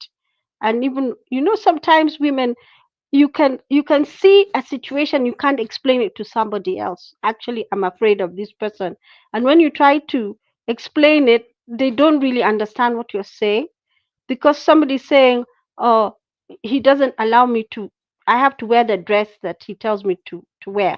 Some communities might think that's okay, you know but others may see this is not, this a red flag. Or um he doesn't allow me to socialize with so and so and so and so. But he says I can only socialize with so and so, or I cannot go and visit my parents. If I can't go alone, I have to go with that person. Or those things. Those are signs. Those are signs. You know, and that you're in a dangerous situation, and people need to know about that. Actually, in churches, sometimes we have this what they call it premarital counseling, and some of these things may benefit people, but the issue of how to include them in that syllabus of noticing my behavior is not right, or the behavior of this person you're intending to marry is something that would make you perhaps think that maybe you shouldn't marry them, you know, because you're going to walk into a situation that maybe it's too late to tell them at that point. Oh, by the way, or for them to realize at that point, oh, by the way, this is dicey. This person is too controlling. This is not normal. I don't know. Thank you, Susan. You have a point. We should continue with that point right now. But Mato has some major inflammatory issues that he wants to raise here quietly in the background behind the tent. Mato, come over Yeah. here and tell us what you're seeing right here. Hmm? Mato What is is he saying, saying? Mm. I didn't want to comment on this issue, but you guys are going close to feminism. What is a menace to, yeah, which is a menace to societal norms? He's calling us a menace, literally. Men get killed every day and no woman says anything. Ah, that's not true, Mato. No, that's Your not true. guys, I don't and then agree. he said, you guys, I don't, now we're going to charge at him. Now we're going to deal with him right now. You guys create the difficulty in a family setup because the lady is so protected, so men just don't want to be around them. Then you wonder why there are so many single mothers. Oh, Jesus Christ. Now, this one, you're really, really, really charging us up. Thank you very much. You have spoken your mind, and single mothers are the creation of irresponsible fathers, my friend. So let's not go that direction. It's got nothing to do with single mothers at all. uh, Single mothers are alive. We're talking about the ones who died, the ones who are killed. We're talking about femicide, right? And I don't think that being a single mother is any excuse or any reason to be killed, or it doesn't actually give any justification for a woman to lose her life just because she's not getting along with her partner. What happened to just walk away? What happened to that? Just walk away. So anyway, he's talking about feminism, and I responded to him and I said, Mato, the facts speaks for themselves, because actually, you guys, scientifically, it is actually scientifically proven that males are the main perpetrators of crime globally in all societies. They're the main perpetrators of violence. Are you guys going to actually deny that? Are you? You've watched your grandfathers, fathers, your mothers, No. many of you, victims of crime, victims of violence of your fathers. And you want to sit here and make us believe what? Eh?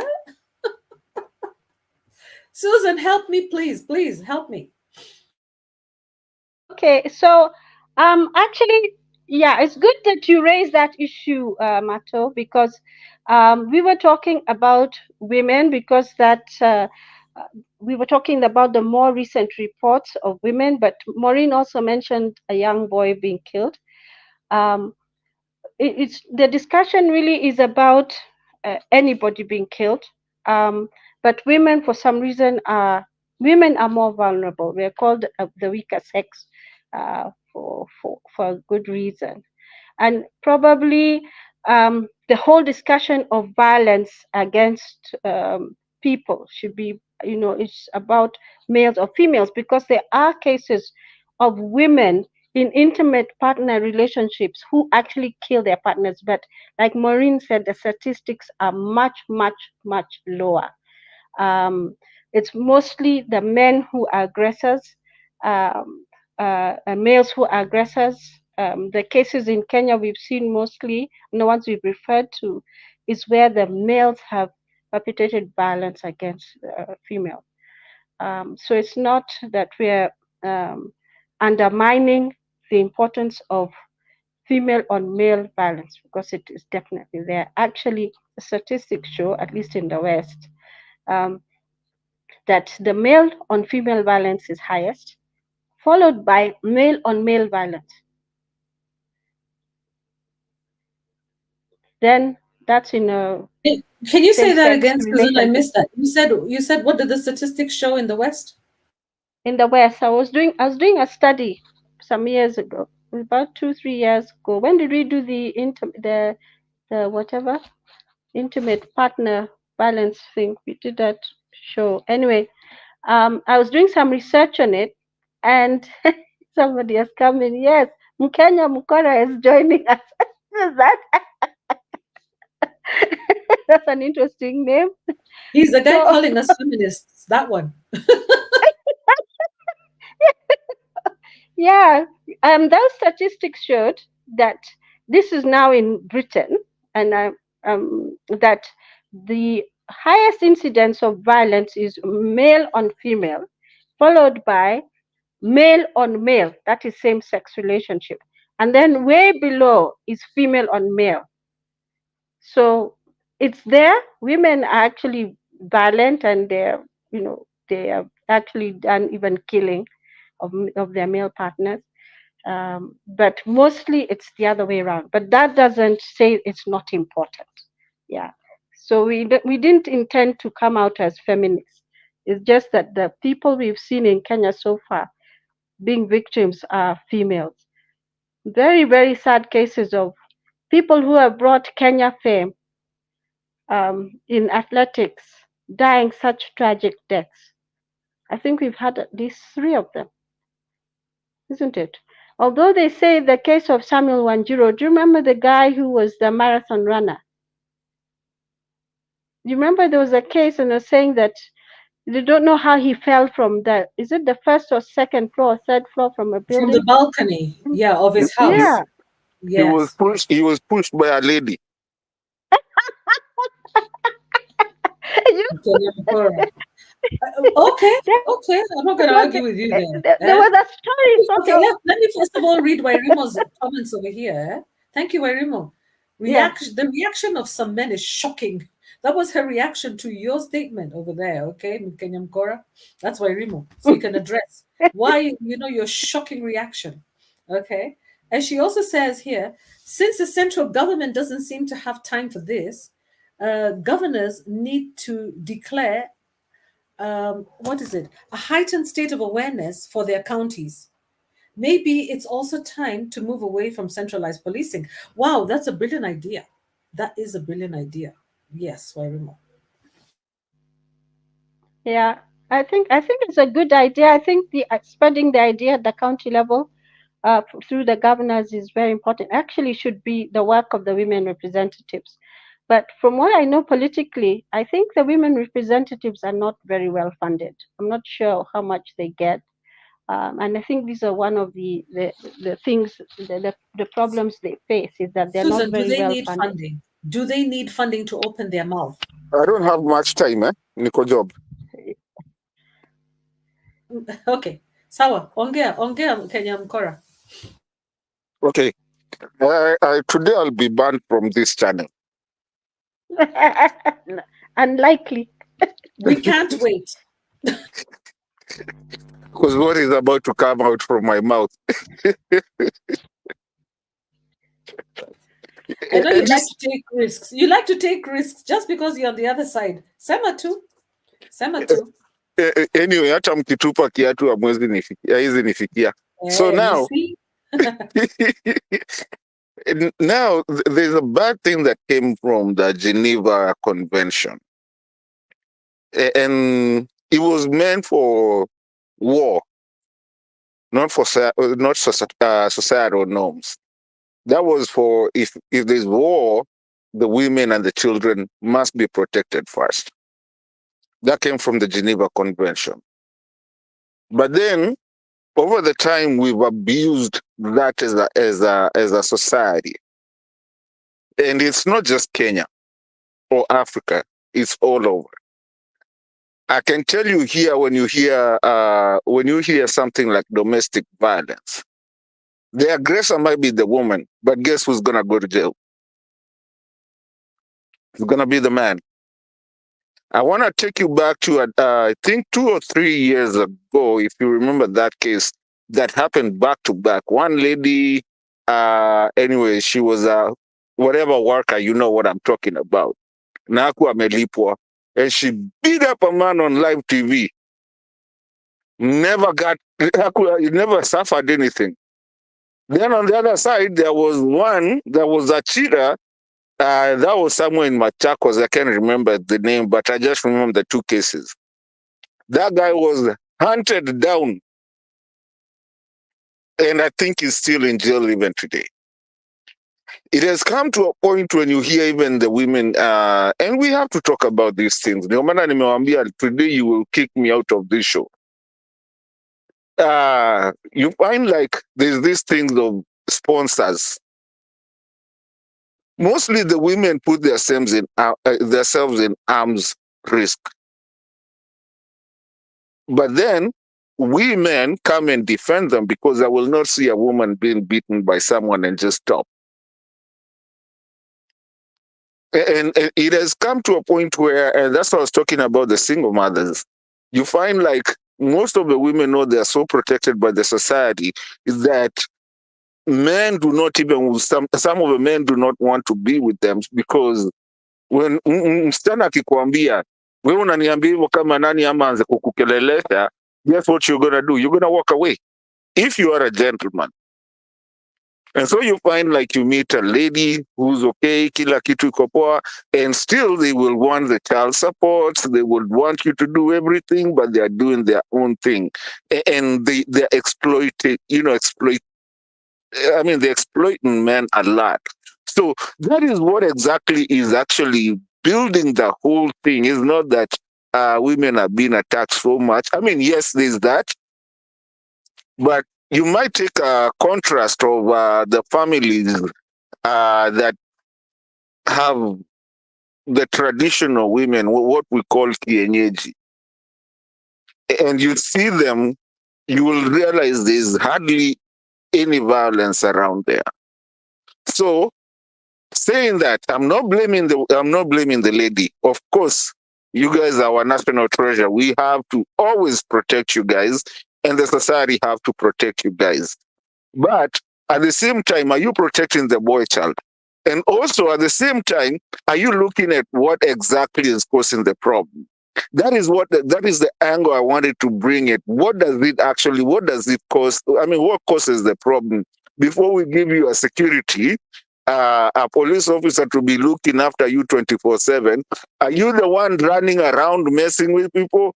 Or if you're not, what exactly is wrong with the society that actually needs to bring this equilibrium somewhere? And also, as I finish, fact is being studied. I mean, it's been studied all over the world. For every one lady that falls, there is 16 males that fall. Be it military, be it socially, be it everything. It's studied. You can get on Google. You can look for it. It's a research that was done. For everyone, 16. But nobody ever talks about those males. That's what I wanted to bring, and I told you will kick me out. Before you kick me out, let me kick myself out. Nisikie sasa nipigwe vita nikiwa huko nje. You coward, stay right there, and take the heat. Thank you for bringing up those points. Susan, why don't you go first before I come after him? Mm-hmm. Yeah, I think it's more difficult for us to assess. Like, it's good that you mentioned the study, the extent to which males are facing violence and even the circumstances under which a violent incident may occur.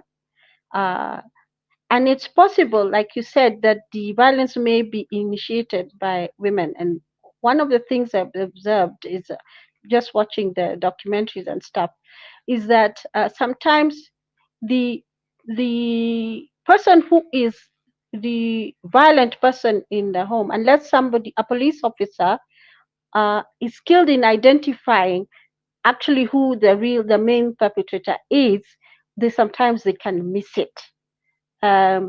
Because usually the person who's the violator could be very, very manipulative. And the cases where I've seen that women are the ones who are violating men, the first thing they do is pretend. First of all, even the size. When you compare the size of the two, it's not believable that this small person can be the one perpetrating that type of injury on the male. In fact, I saw, sometimes they post these real stories about men who are abused. And this uh, young man, actually, by the time he was removed from that home, the next thing for him was death. He had been kicked down the stairs, burnt with an iron rod. He had healing wounds. He was, being punished left, right, and center by a small lady. I mean, she was small. And he was too scared even to tell the police what was happening. And obviously, like you said, the the the first thought often would be it is the man who's violating the woman. But I think there's some education that needs to take place for first responders to violent incidents. And of course this education needs to be there, and that's why I said that people need to be educated about the signs that you need to look out for when you're in a relationship. Then this is a danger zone.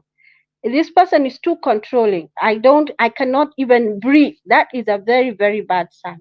And you see there are cases of teen violence. It's starting from the moment a relation, a person, two, a male and a female are able to get into a relationship. So it can be quite young, and you find that one is actually battering the other.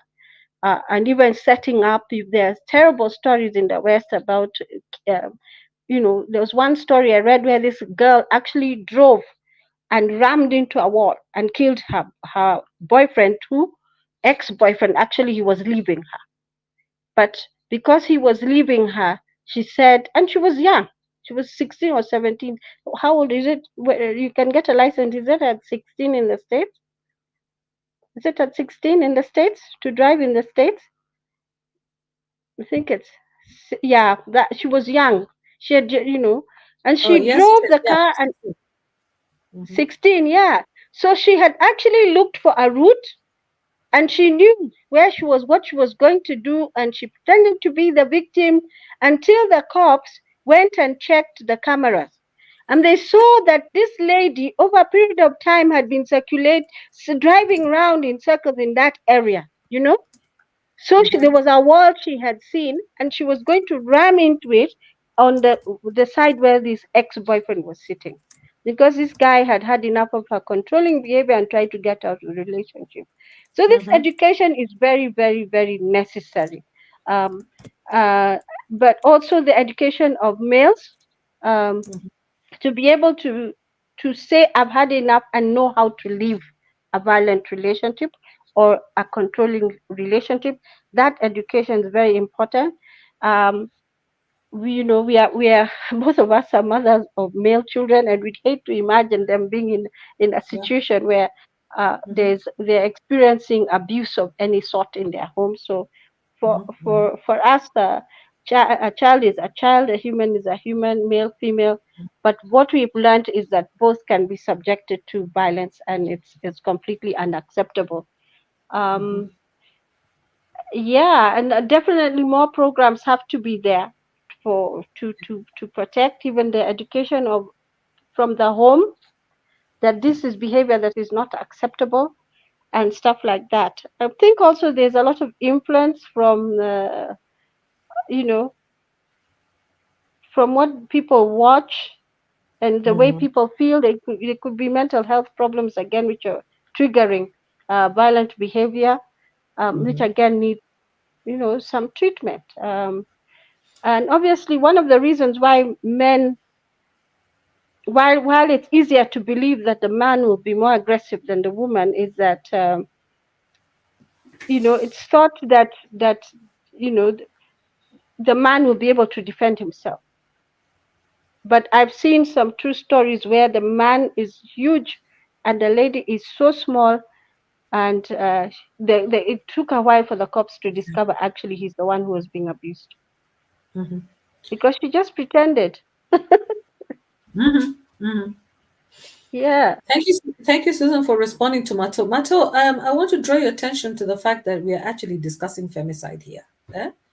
And I'm going to bring it back. I'm going to rope this back in because you see, this is not a competition. We're not going to allow you to hijack the conversation because this is about women being killed in Kenya specifically. I'm very specific on that. There will be a time when I'm going to discuss the whole issue of, high murder rates, which is true. Like Susan told you, we're both parents of boys who we love immensely. Yeah.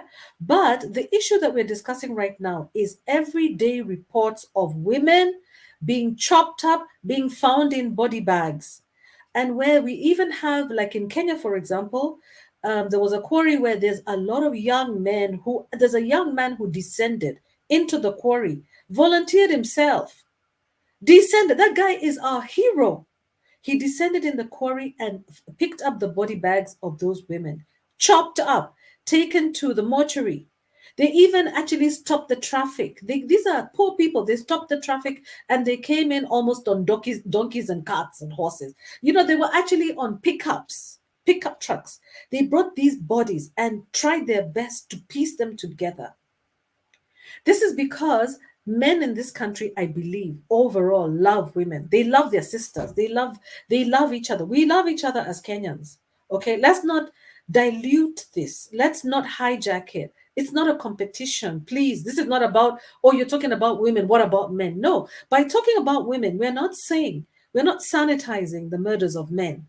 Okay, because of course when you say this, for every one woman who falls there are 16 men who fall. Listen, those men who are in the military, they're there voluntarily. They know the risks that they are going into. They have already signed into the military and literally stated that they're ready to give up their lives for their country, and there are benefits also that they accrue from that. There is no benefit that any of these women are accruing from getting killed. Okay, they did not volunteer to be murdered. They did not volunteer. So listen, don't compare apples and oranges here, please, kindly. I want to allow that.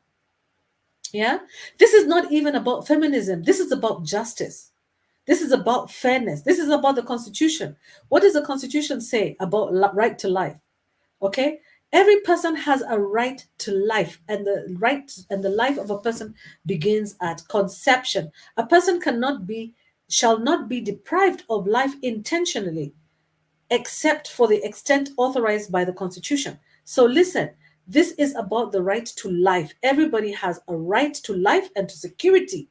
And if you see an anomaly and you ignore it, that to me is the greatest injustice. So let's look at, for example, there was an analytical overview of femicide reporting in Kenya by the media. And actually, I blame the media a lot.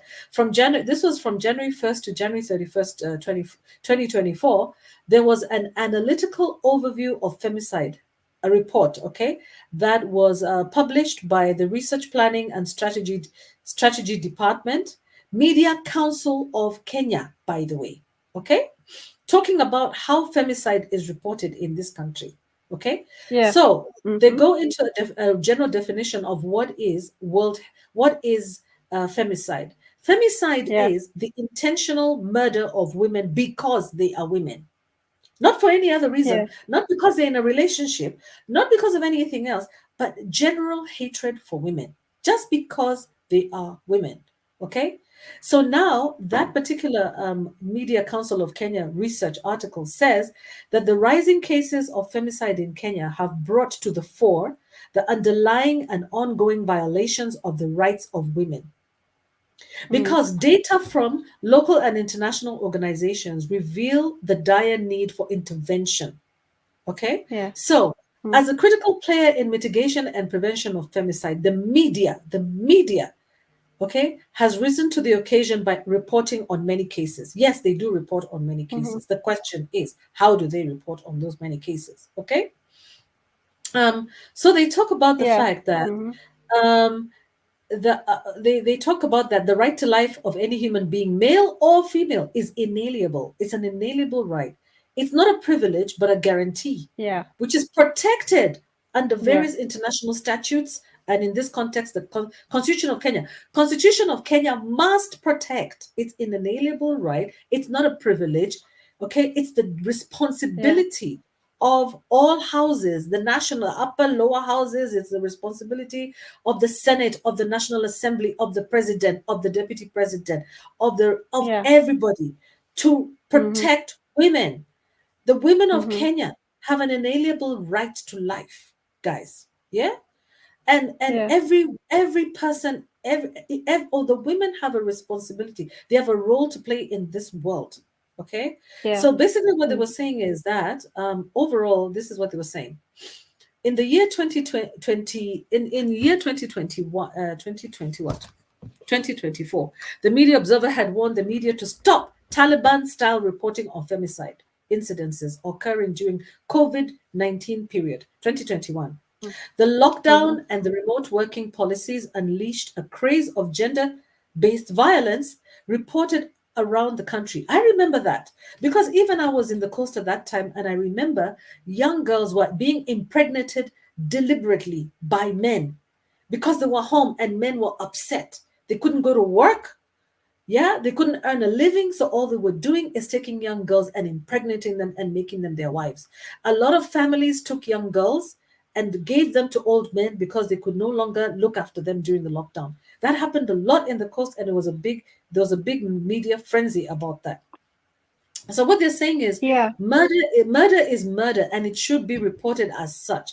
But we want to play relationship experts and romance writers by justifying this heinous crime and playing Shakespearean tactics by adding romance to what ought to be reported in two Mm-hmm. words: murder and crime. It is Yeah. criminal. It is murder. Yeah. Okay? And they're saying that 3 years later, this is 2024, the role of the media cannot be underestimated or disregarded. However, it calls for scrutiny by the media regulator and media stakeholders to help it get back in line and focus on proper ethical oriented reporting of femicide. Okay, and this is by David. This is a man who reports, the CEO, Secretary of the Media Council of Kenya. Okay, so even Yeah. he himself, as a man, has recognized the weaknesses of the media in reporting on femicide, on the killings of women. Okay, where Mm. everybody wants to become a relationship expert, that it becomes issues of triangulation. I don't know, it's a love triangle gone wrong. Yeah, or where was she? Yeah. What was she doing? What did she Mm. do to deserve that? It's as if women deserve to be killed. Yeah, is that what the Um, media is perpetuating? The media should do you follow up. remember? And by the way, I remember I approached Yeah. FIDA. I actually, around that period, just around, I think, 2020, 2021, I actually wrote a Yeah. whole list. I actually compiled a whole list of women who had been murdered. And there were many at that time, okay, who had been Yeah. killed through femicide. And I Yeah. approached FIDA. I went there. I went to the offices at FIDA, by the way, with my list. And I met with them. And there's nothing that was more disappointing to see that they did not follow it up in any way. Yeah. FIDA is Yeah. the Federation of Kenya Women Lawyers. Okay. Mm. And they acknowledge that there is a problem, but they also acknowledge that there is, I guess what they did not acknowledge to me is that there seem to be some hurdles, some barriers to their being able to act as lawyers to represent these cases in court. And what's the problem? My question is, what is the problem? Because that is not about even the Ruto administration. This is not even about Kenya Kwanza administration. This was happening even in the Jubilee administration. It was happening then. It was happening much Yeah. less, I believe, in the Kibaki era. Yeah? Mm. I don't really think it really Look. happened much then. It started around Jubilee, and a lot of these killings look like they are ritualistic, gorging of eyes, removal of private parts. Some of this could also be related to or to what, selling of body parts. Yeah, Kwani, is there Possible. an order? And there's also something else that we must not forget. Okay, the overall global agenda on population management and control. So we have to look at this with a much wider lens than, oh, you women, what are you thinking? What have you done to deserve this? What about the men? Look, let's look at it in a wider agenda, because by the way, we're talking about shipping women away from their families, away from their children, which impacts on their children's ability to survive. You ship young women of reproductive age to the Gulf countries and they get into relationships with men because that is normal. Women have hormones and they go into those homes and they have relationships. Some of them get killed. They end up carrying children, babies. They end up getting pregnant. End up getting eliminated. Okay, in those homes. Some of the I've heard stories of women coming back here with pregnancies, thrown back to the country with pregnancies of their Arab employers. Yeah, because these are young Very women, sad. young Mm. women of Yeah. reproductive age. Yes, we've heard of stories of young women of reproductive age getting murdered, and they're calling it. They have a name. They have a name for it. They have a name. I don't know what it sounds like. What do they call it? It's there's a runner that is associated to that particular name.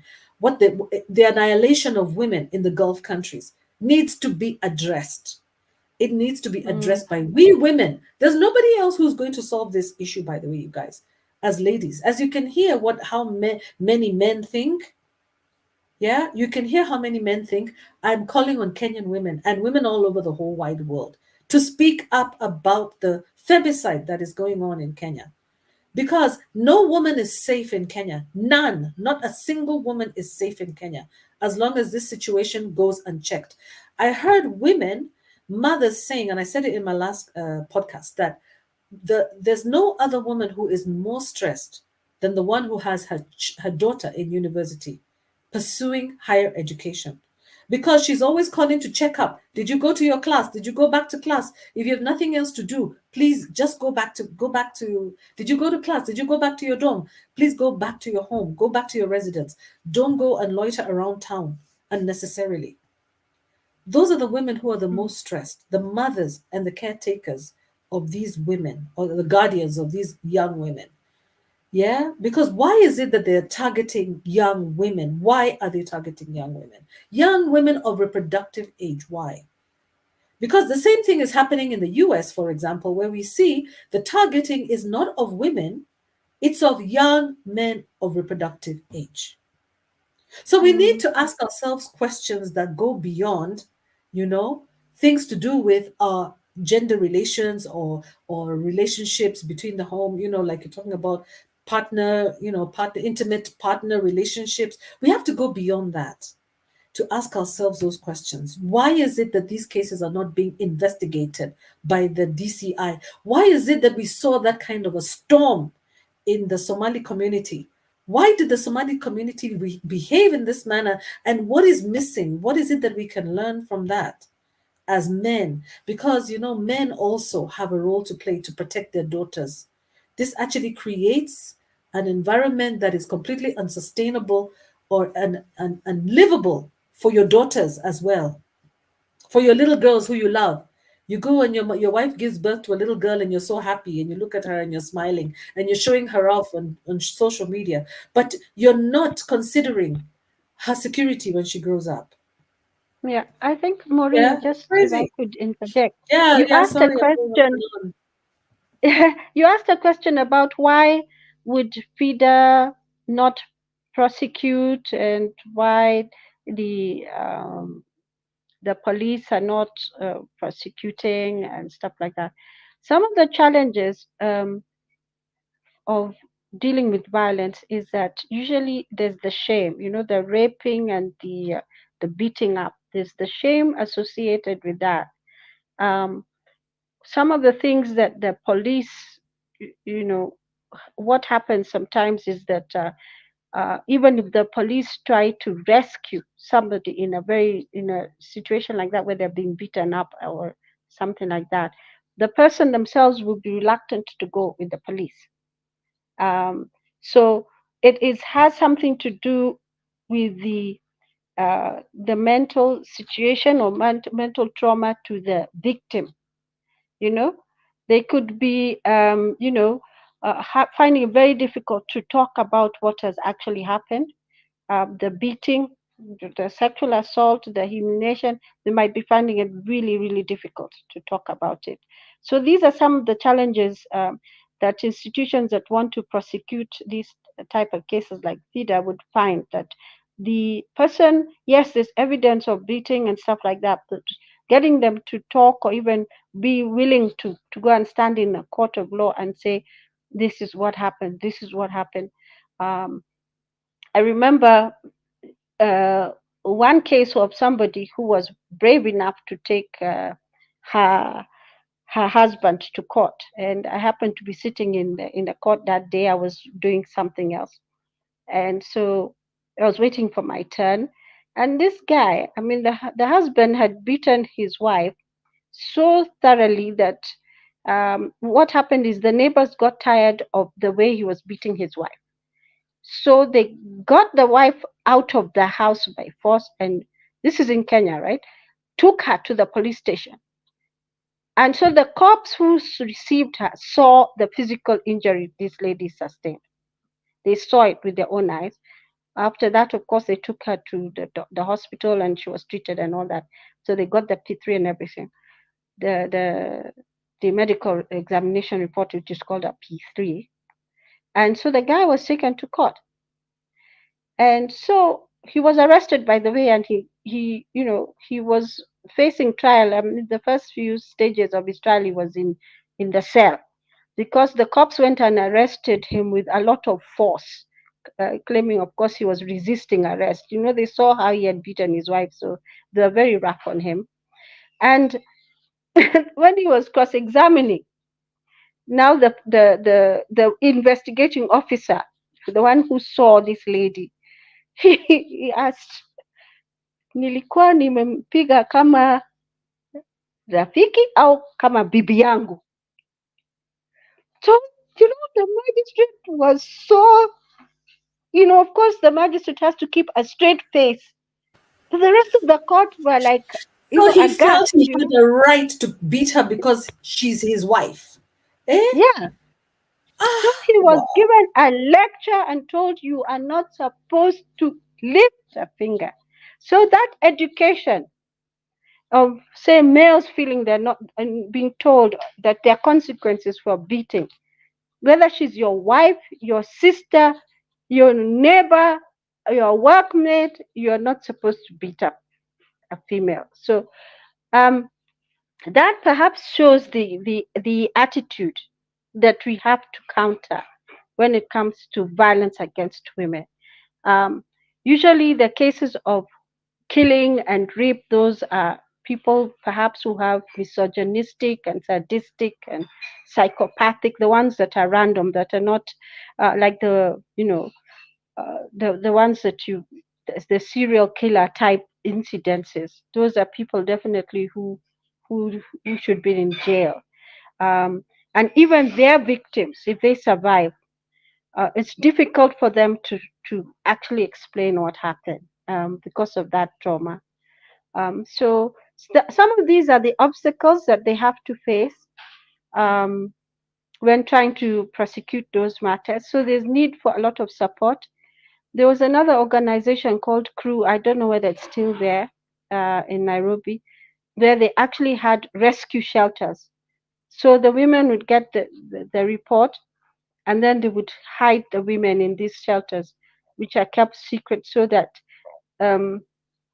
whoever is violating the woman, if it's a domestic intimate partner situation, they won't know where to find them.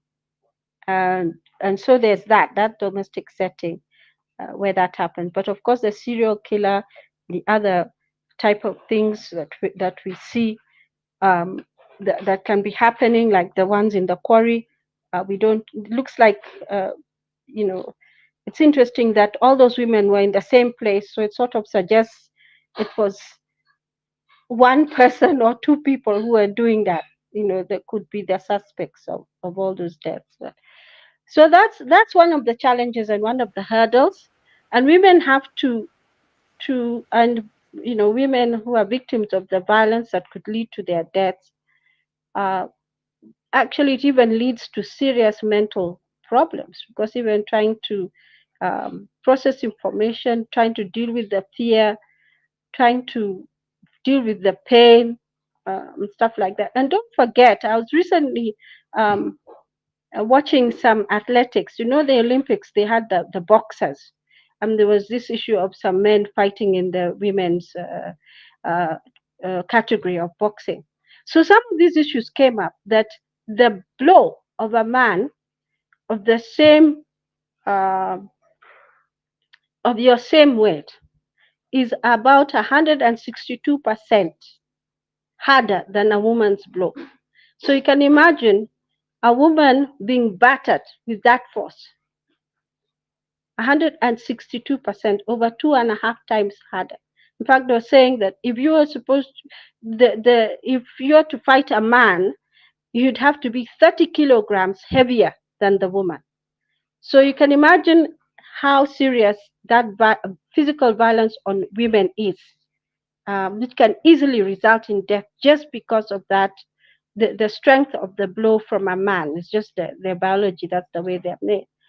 And so it's something that should be taken really seriously. And I think that's the problem, that it's not that it's not there. It's just that it's very difficult for women to talk about it.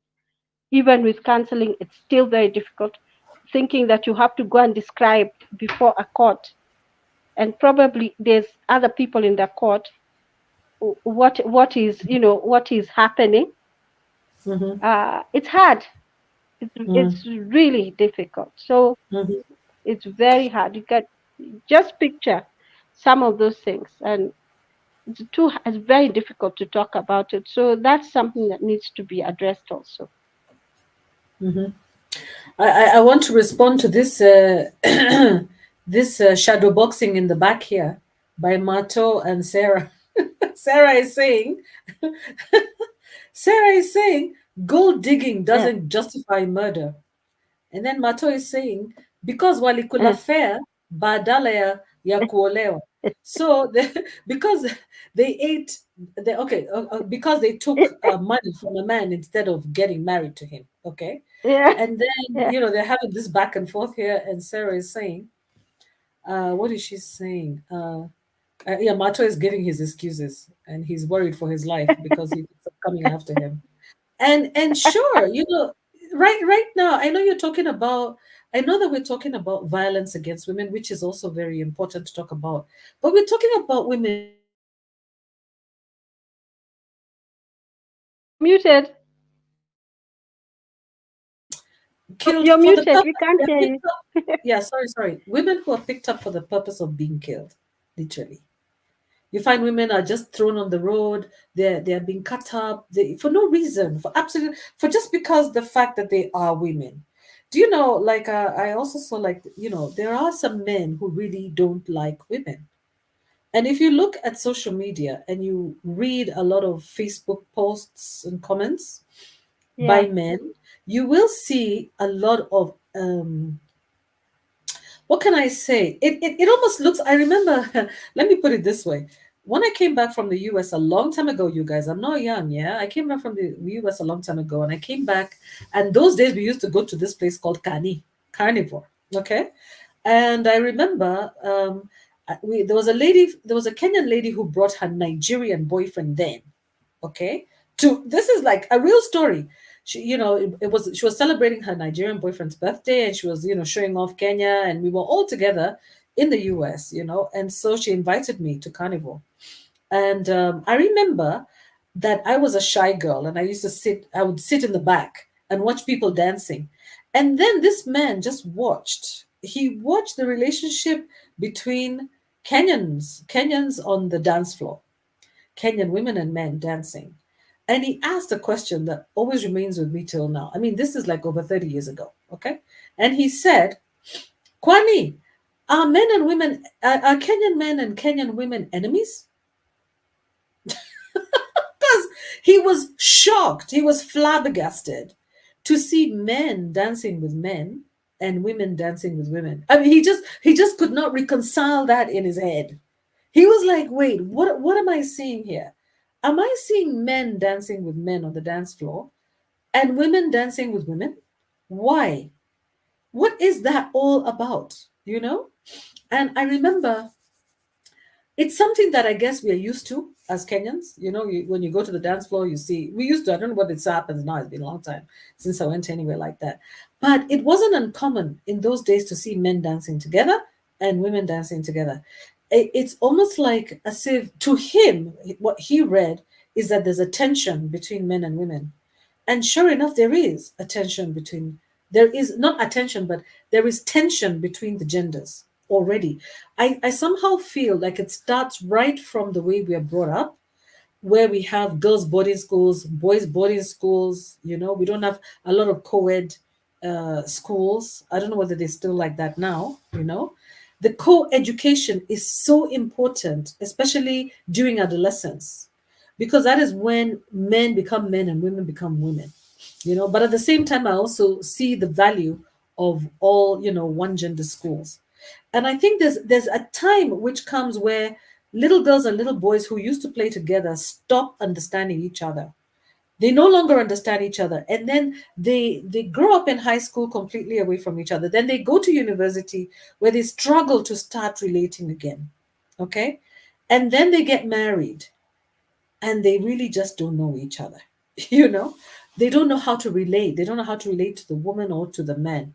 The woman, they feel, maybe has been empowered by her school system. She is very confident, and because she's been around other girls, she feels free to express herself. On the other hand, we have men also, who are used to being very charged up as men, woo woo woo woo, in their environments. And the girls who have gone to those girls high schools are intimidated by that. They don't really know where to place that. So there tends to be a sort of tension, a tenseness between men and women. So then let them now go into the workplace. Let them go and get good jobs. Many women are pursuing education. Men are going to the workforce and start making money, and women can suddenly now start looking after themselves, and either they go to the education, or they go education, or they go business. Either way, women become independent financially, or at least they're earning an income, and so they feel less dependent on men. But the way the men have been brought up is to believe that they should be in control because of the patriarchal society. But this story can go on forever, and I don't want to take this further than now. It's already almost 11 o'clock. I need to be going. But concluding, I just want to say that the media has a responsibility to report femicide as murder and crime, and not as love triangles and love relationships gone bad or gone awry. Yeah, really, there should be no justification for that kind of murder or that kind of crime. This is about women, because there are every day. In fact, there was a study where they showed that every single day we have reports of 4 people every day being killed. Yeah, on average, four people minimum being killed like that. Yeah, these kinds of ritualistic killings, including, by the way, the man who is also, okay, this is about femicide, but let's, for the sake of Mato, before he also goes away very dejected, let's talk about that Kenyan man who also was found dead. Yeah, the slain Wells Fargo boss who was probing, he was found to have been probing a 94 million shilling quickmart heist. Okay, so that gentleman who was killed, what do you say? It was October 20. Yeah, let me see here if I can find that article specifically. The Have gentleman you? was called the director for human resources, Willis Ayeko. Yeah, Yeah. a male, a man. He was part of a company team that was probing the theft of 94 million shillings from Quickmart. And he was found in his car with his eyes gouged out, with his hands tied, okay, in a ritualistic killing. And that is of concern for all of us. This is the constitution that has failed to protect us, to protect both women and men. And it matters. It matters. Yeah. So as we talk about femicide, let's look at it in a positive manner. Let's not look at it as if we're enemies on the dance floor. This thing is affecting all of us. Yeah. So Uh, I'm going to wind up with that, guys. And thank you so much for the comment section, which was very active. And yeah, no, I'm not going after anybody. This was just a big joke. Thank you, Who's Susan. Thank that, God I have my Martha? lawyer friend here. Yeah. And I'm hoping that Yeah. as But we continue, we're going to have more people joining in. So it's not like a monologue or a dialogue between just two people. I'm just wondering. Sorry, Maureen. I just wanted Yeah. to to to say something. Um, those cases like the three Somali ladies who were killed, and One of them is a the child. She's only 12. Yeah, the three Somali members of the same family. Then we had recently also the MCA's daughter. Then we had, if we look further back, we've had is it two athletes? We had the case Yeah. of the fourth year medical student in, is it Eldoret? And the guy Mm-hmm. drove all the way from Thika Mm-hmm. to kill her because Yeah. she rejected We've him. had So several. I'm just wondering, We've had yeah, several human rights defenders before that. Several females, human rights yeah, defenders. Yeah. Women. yeah. Mm-hmm. So Yeah. I'm just wondering, um, in those type of contexts, um, Mm. you can see, even why would the, I know the newspapers report these things as love triangles gone bad, and which is complete misreporting, because they have not absorbed or even understood the concept as to where a woman can find herself in a violent situation. We've also Mm-hmm. had the situation of people going to being with a certain group of people, and then the woman is found dead. Remember, there's a Mm-hmm. lady who, I'm not sure what that was about. I don't know whether she jumped from her story, from her room, from an upper floor, and stuff like that.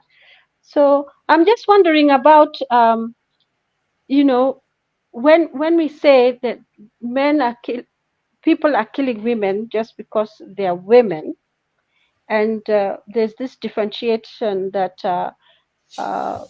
people like Agnes Tirop, who was killed by, she was trying to get out of a relationship, and so Mm-hmm. that's what happened. Samuel Wanjiro also, as Mato said, the story is that he was pushed from the upper story. So this type of situation, when you're saying that, And the other story is that he was drunk and fell off yeah, the balcony. there's that. So we Yeah, don't there's know. that. Yeah. Too. But I mean, he was known to get. He was like a womanizer, isn't it? He had many girlfriends and stuff like that, and there was one main girlfriend or a wife. So that's why that suspicion that, but I think that case didn't go very far. So I'm just wondering what the difference is between the two, because the killing of a woman just because she's a woman can happen even in an intimate relationship. That's where I'm going. Can happen also in fact, that is why you're being killed most of the time, because they can't control you any longer, so they have to get rid of you one way or the other. Tirop's boyfriend, the one who Yeah. drove So all it's the way to about Mombasa, control. Mm-hmm. yeah, yeah, so it's Mm-hmm. about control. Even those cases where like you know somebody who's just met somebody one night and then things have gone sour, or somebody has intentionally, like you said, decided they're going to target this one because they intend to kill them by the end of the evening. Um, that again is about control. I think they found, research has shown that a lot of, at least the research I know of, has shown that this is actually what ends up women being killed, and that misogyny also is based on control. Like that man asking in the courtroom, was I beating her like a Like friend she was or my friend. as my wife?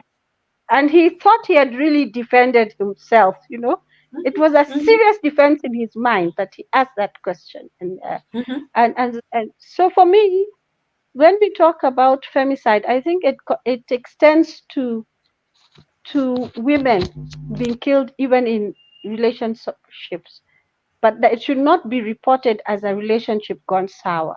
It should be reported in the correct context, in terms of there was issues of control, because that's actually why what happened, issues of Mm-hmm. control, and Yeah. that is how the woman or this person is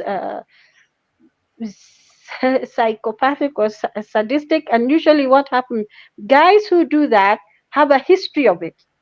In England, just to divert a little bit, there's actually a law where they said, because of guys just coming and killing women, is that these guys who have been arrested or charged with these cases, there's supposed to be a register.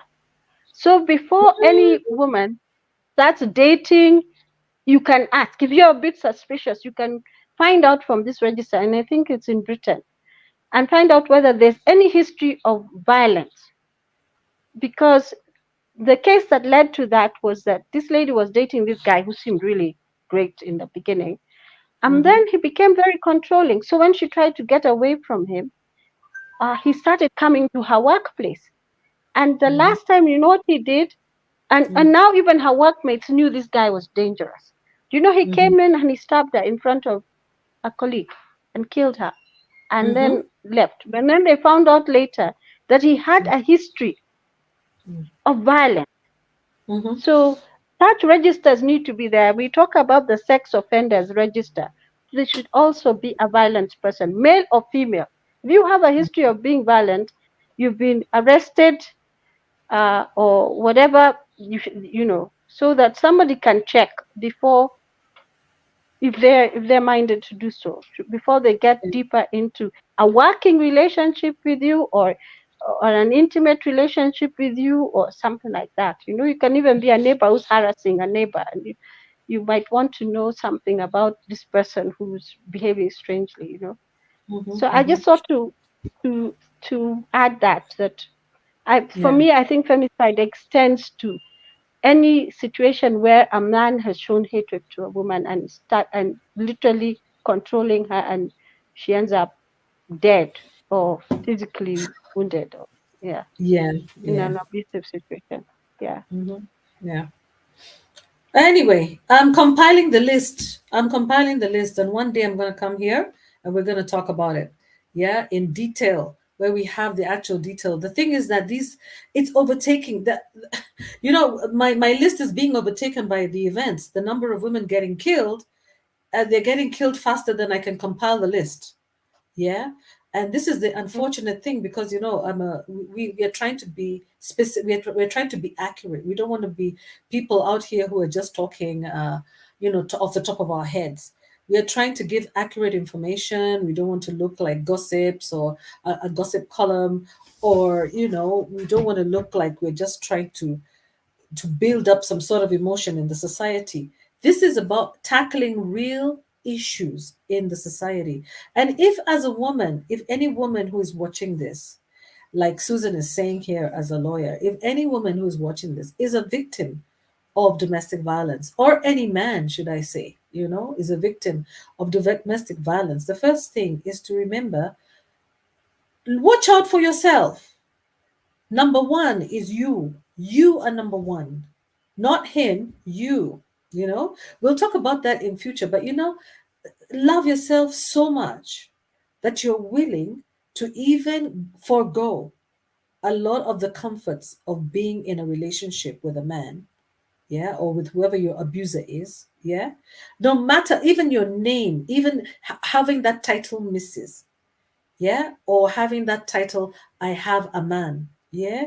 There's a lot that goes with it, because I know there's a lot of reasons why many women stay, and some of it is not because even of financials, and sometimes it's also just because of society and the stigma associated to leaving your partner and being a single mom, yeah, or being seen as a divorcee, or being seen as somebody who's separated. So yeah, so I think, guys, I have to wind up. I really thank you so much for your time. Thank you so much, Marto, Susan, of course. Let me first of all go to the comment section and say thanks to all the guys on here.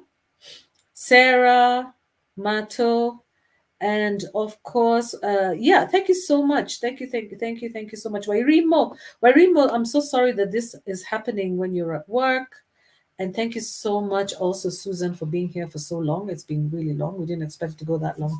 But thank you. We should be back on the weekend. Let's talk about this on the weekend, as a separate subject, because I need to bring a counselor on board. Yeah, we Yeah. should add a counselor to this. Yeah. There's a lady Mm. counselor I know who's really good, and she can come and counsel you. So if you have friends who are going through difficulties in their relationships, or who are facing domestic violence, or even those who counsel other people, or if you have relatives who are going through this, you know, tune in over the weekend and let's talk about this issue. And please, let's not make light of the fact that we're losing so many women in society, because it is a big, big concern for us in Kenya. Thank you very much, Susan, and everybody. So good night. Thank you so much, and good Good day for those night. of you who are in the US and everywhere else. Yeah. To-dos. See you on Thank Friday, you. same Yeah. time. Thank you so Bye. much. Bye-bye. Susan, I'm just gonna end the stream. Just remain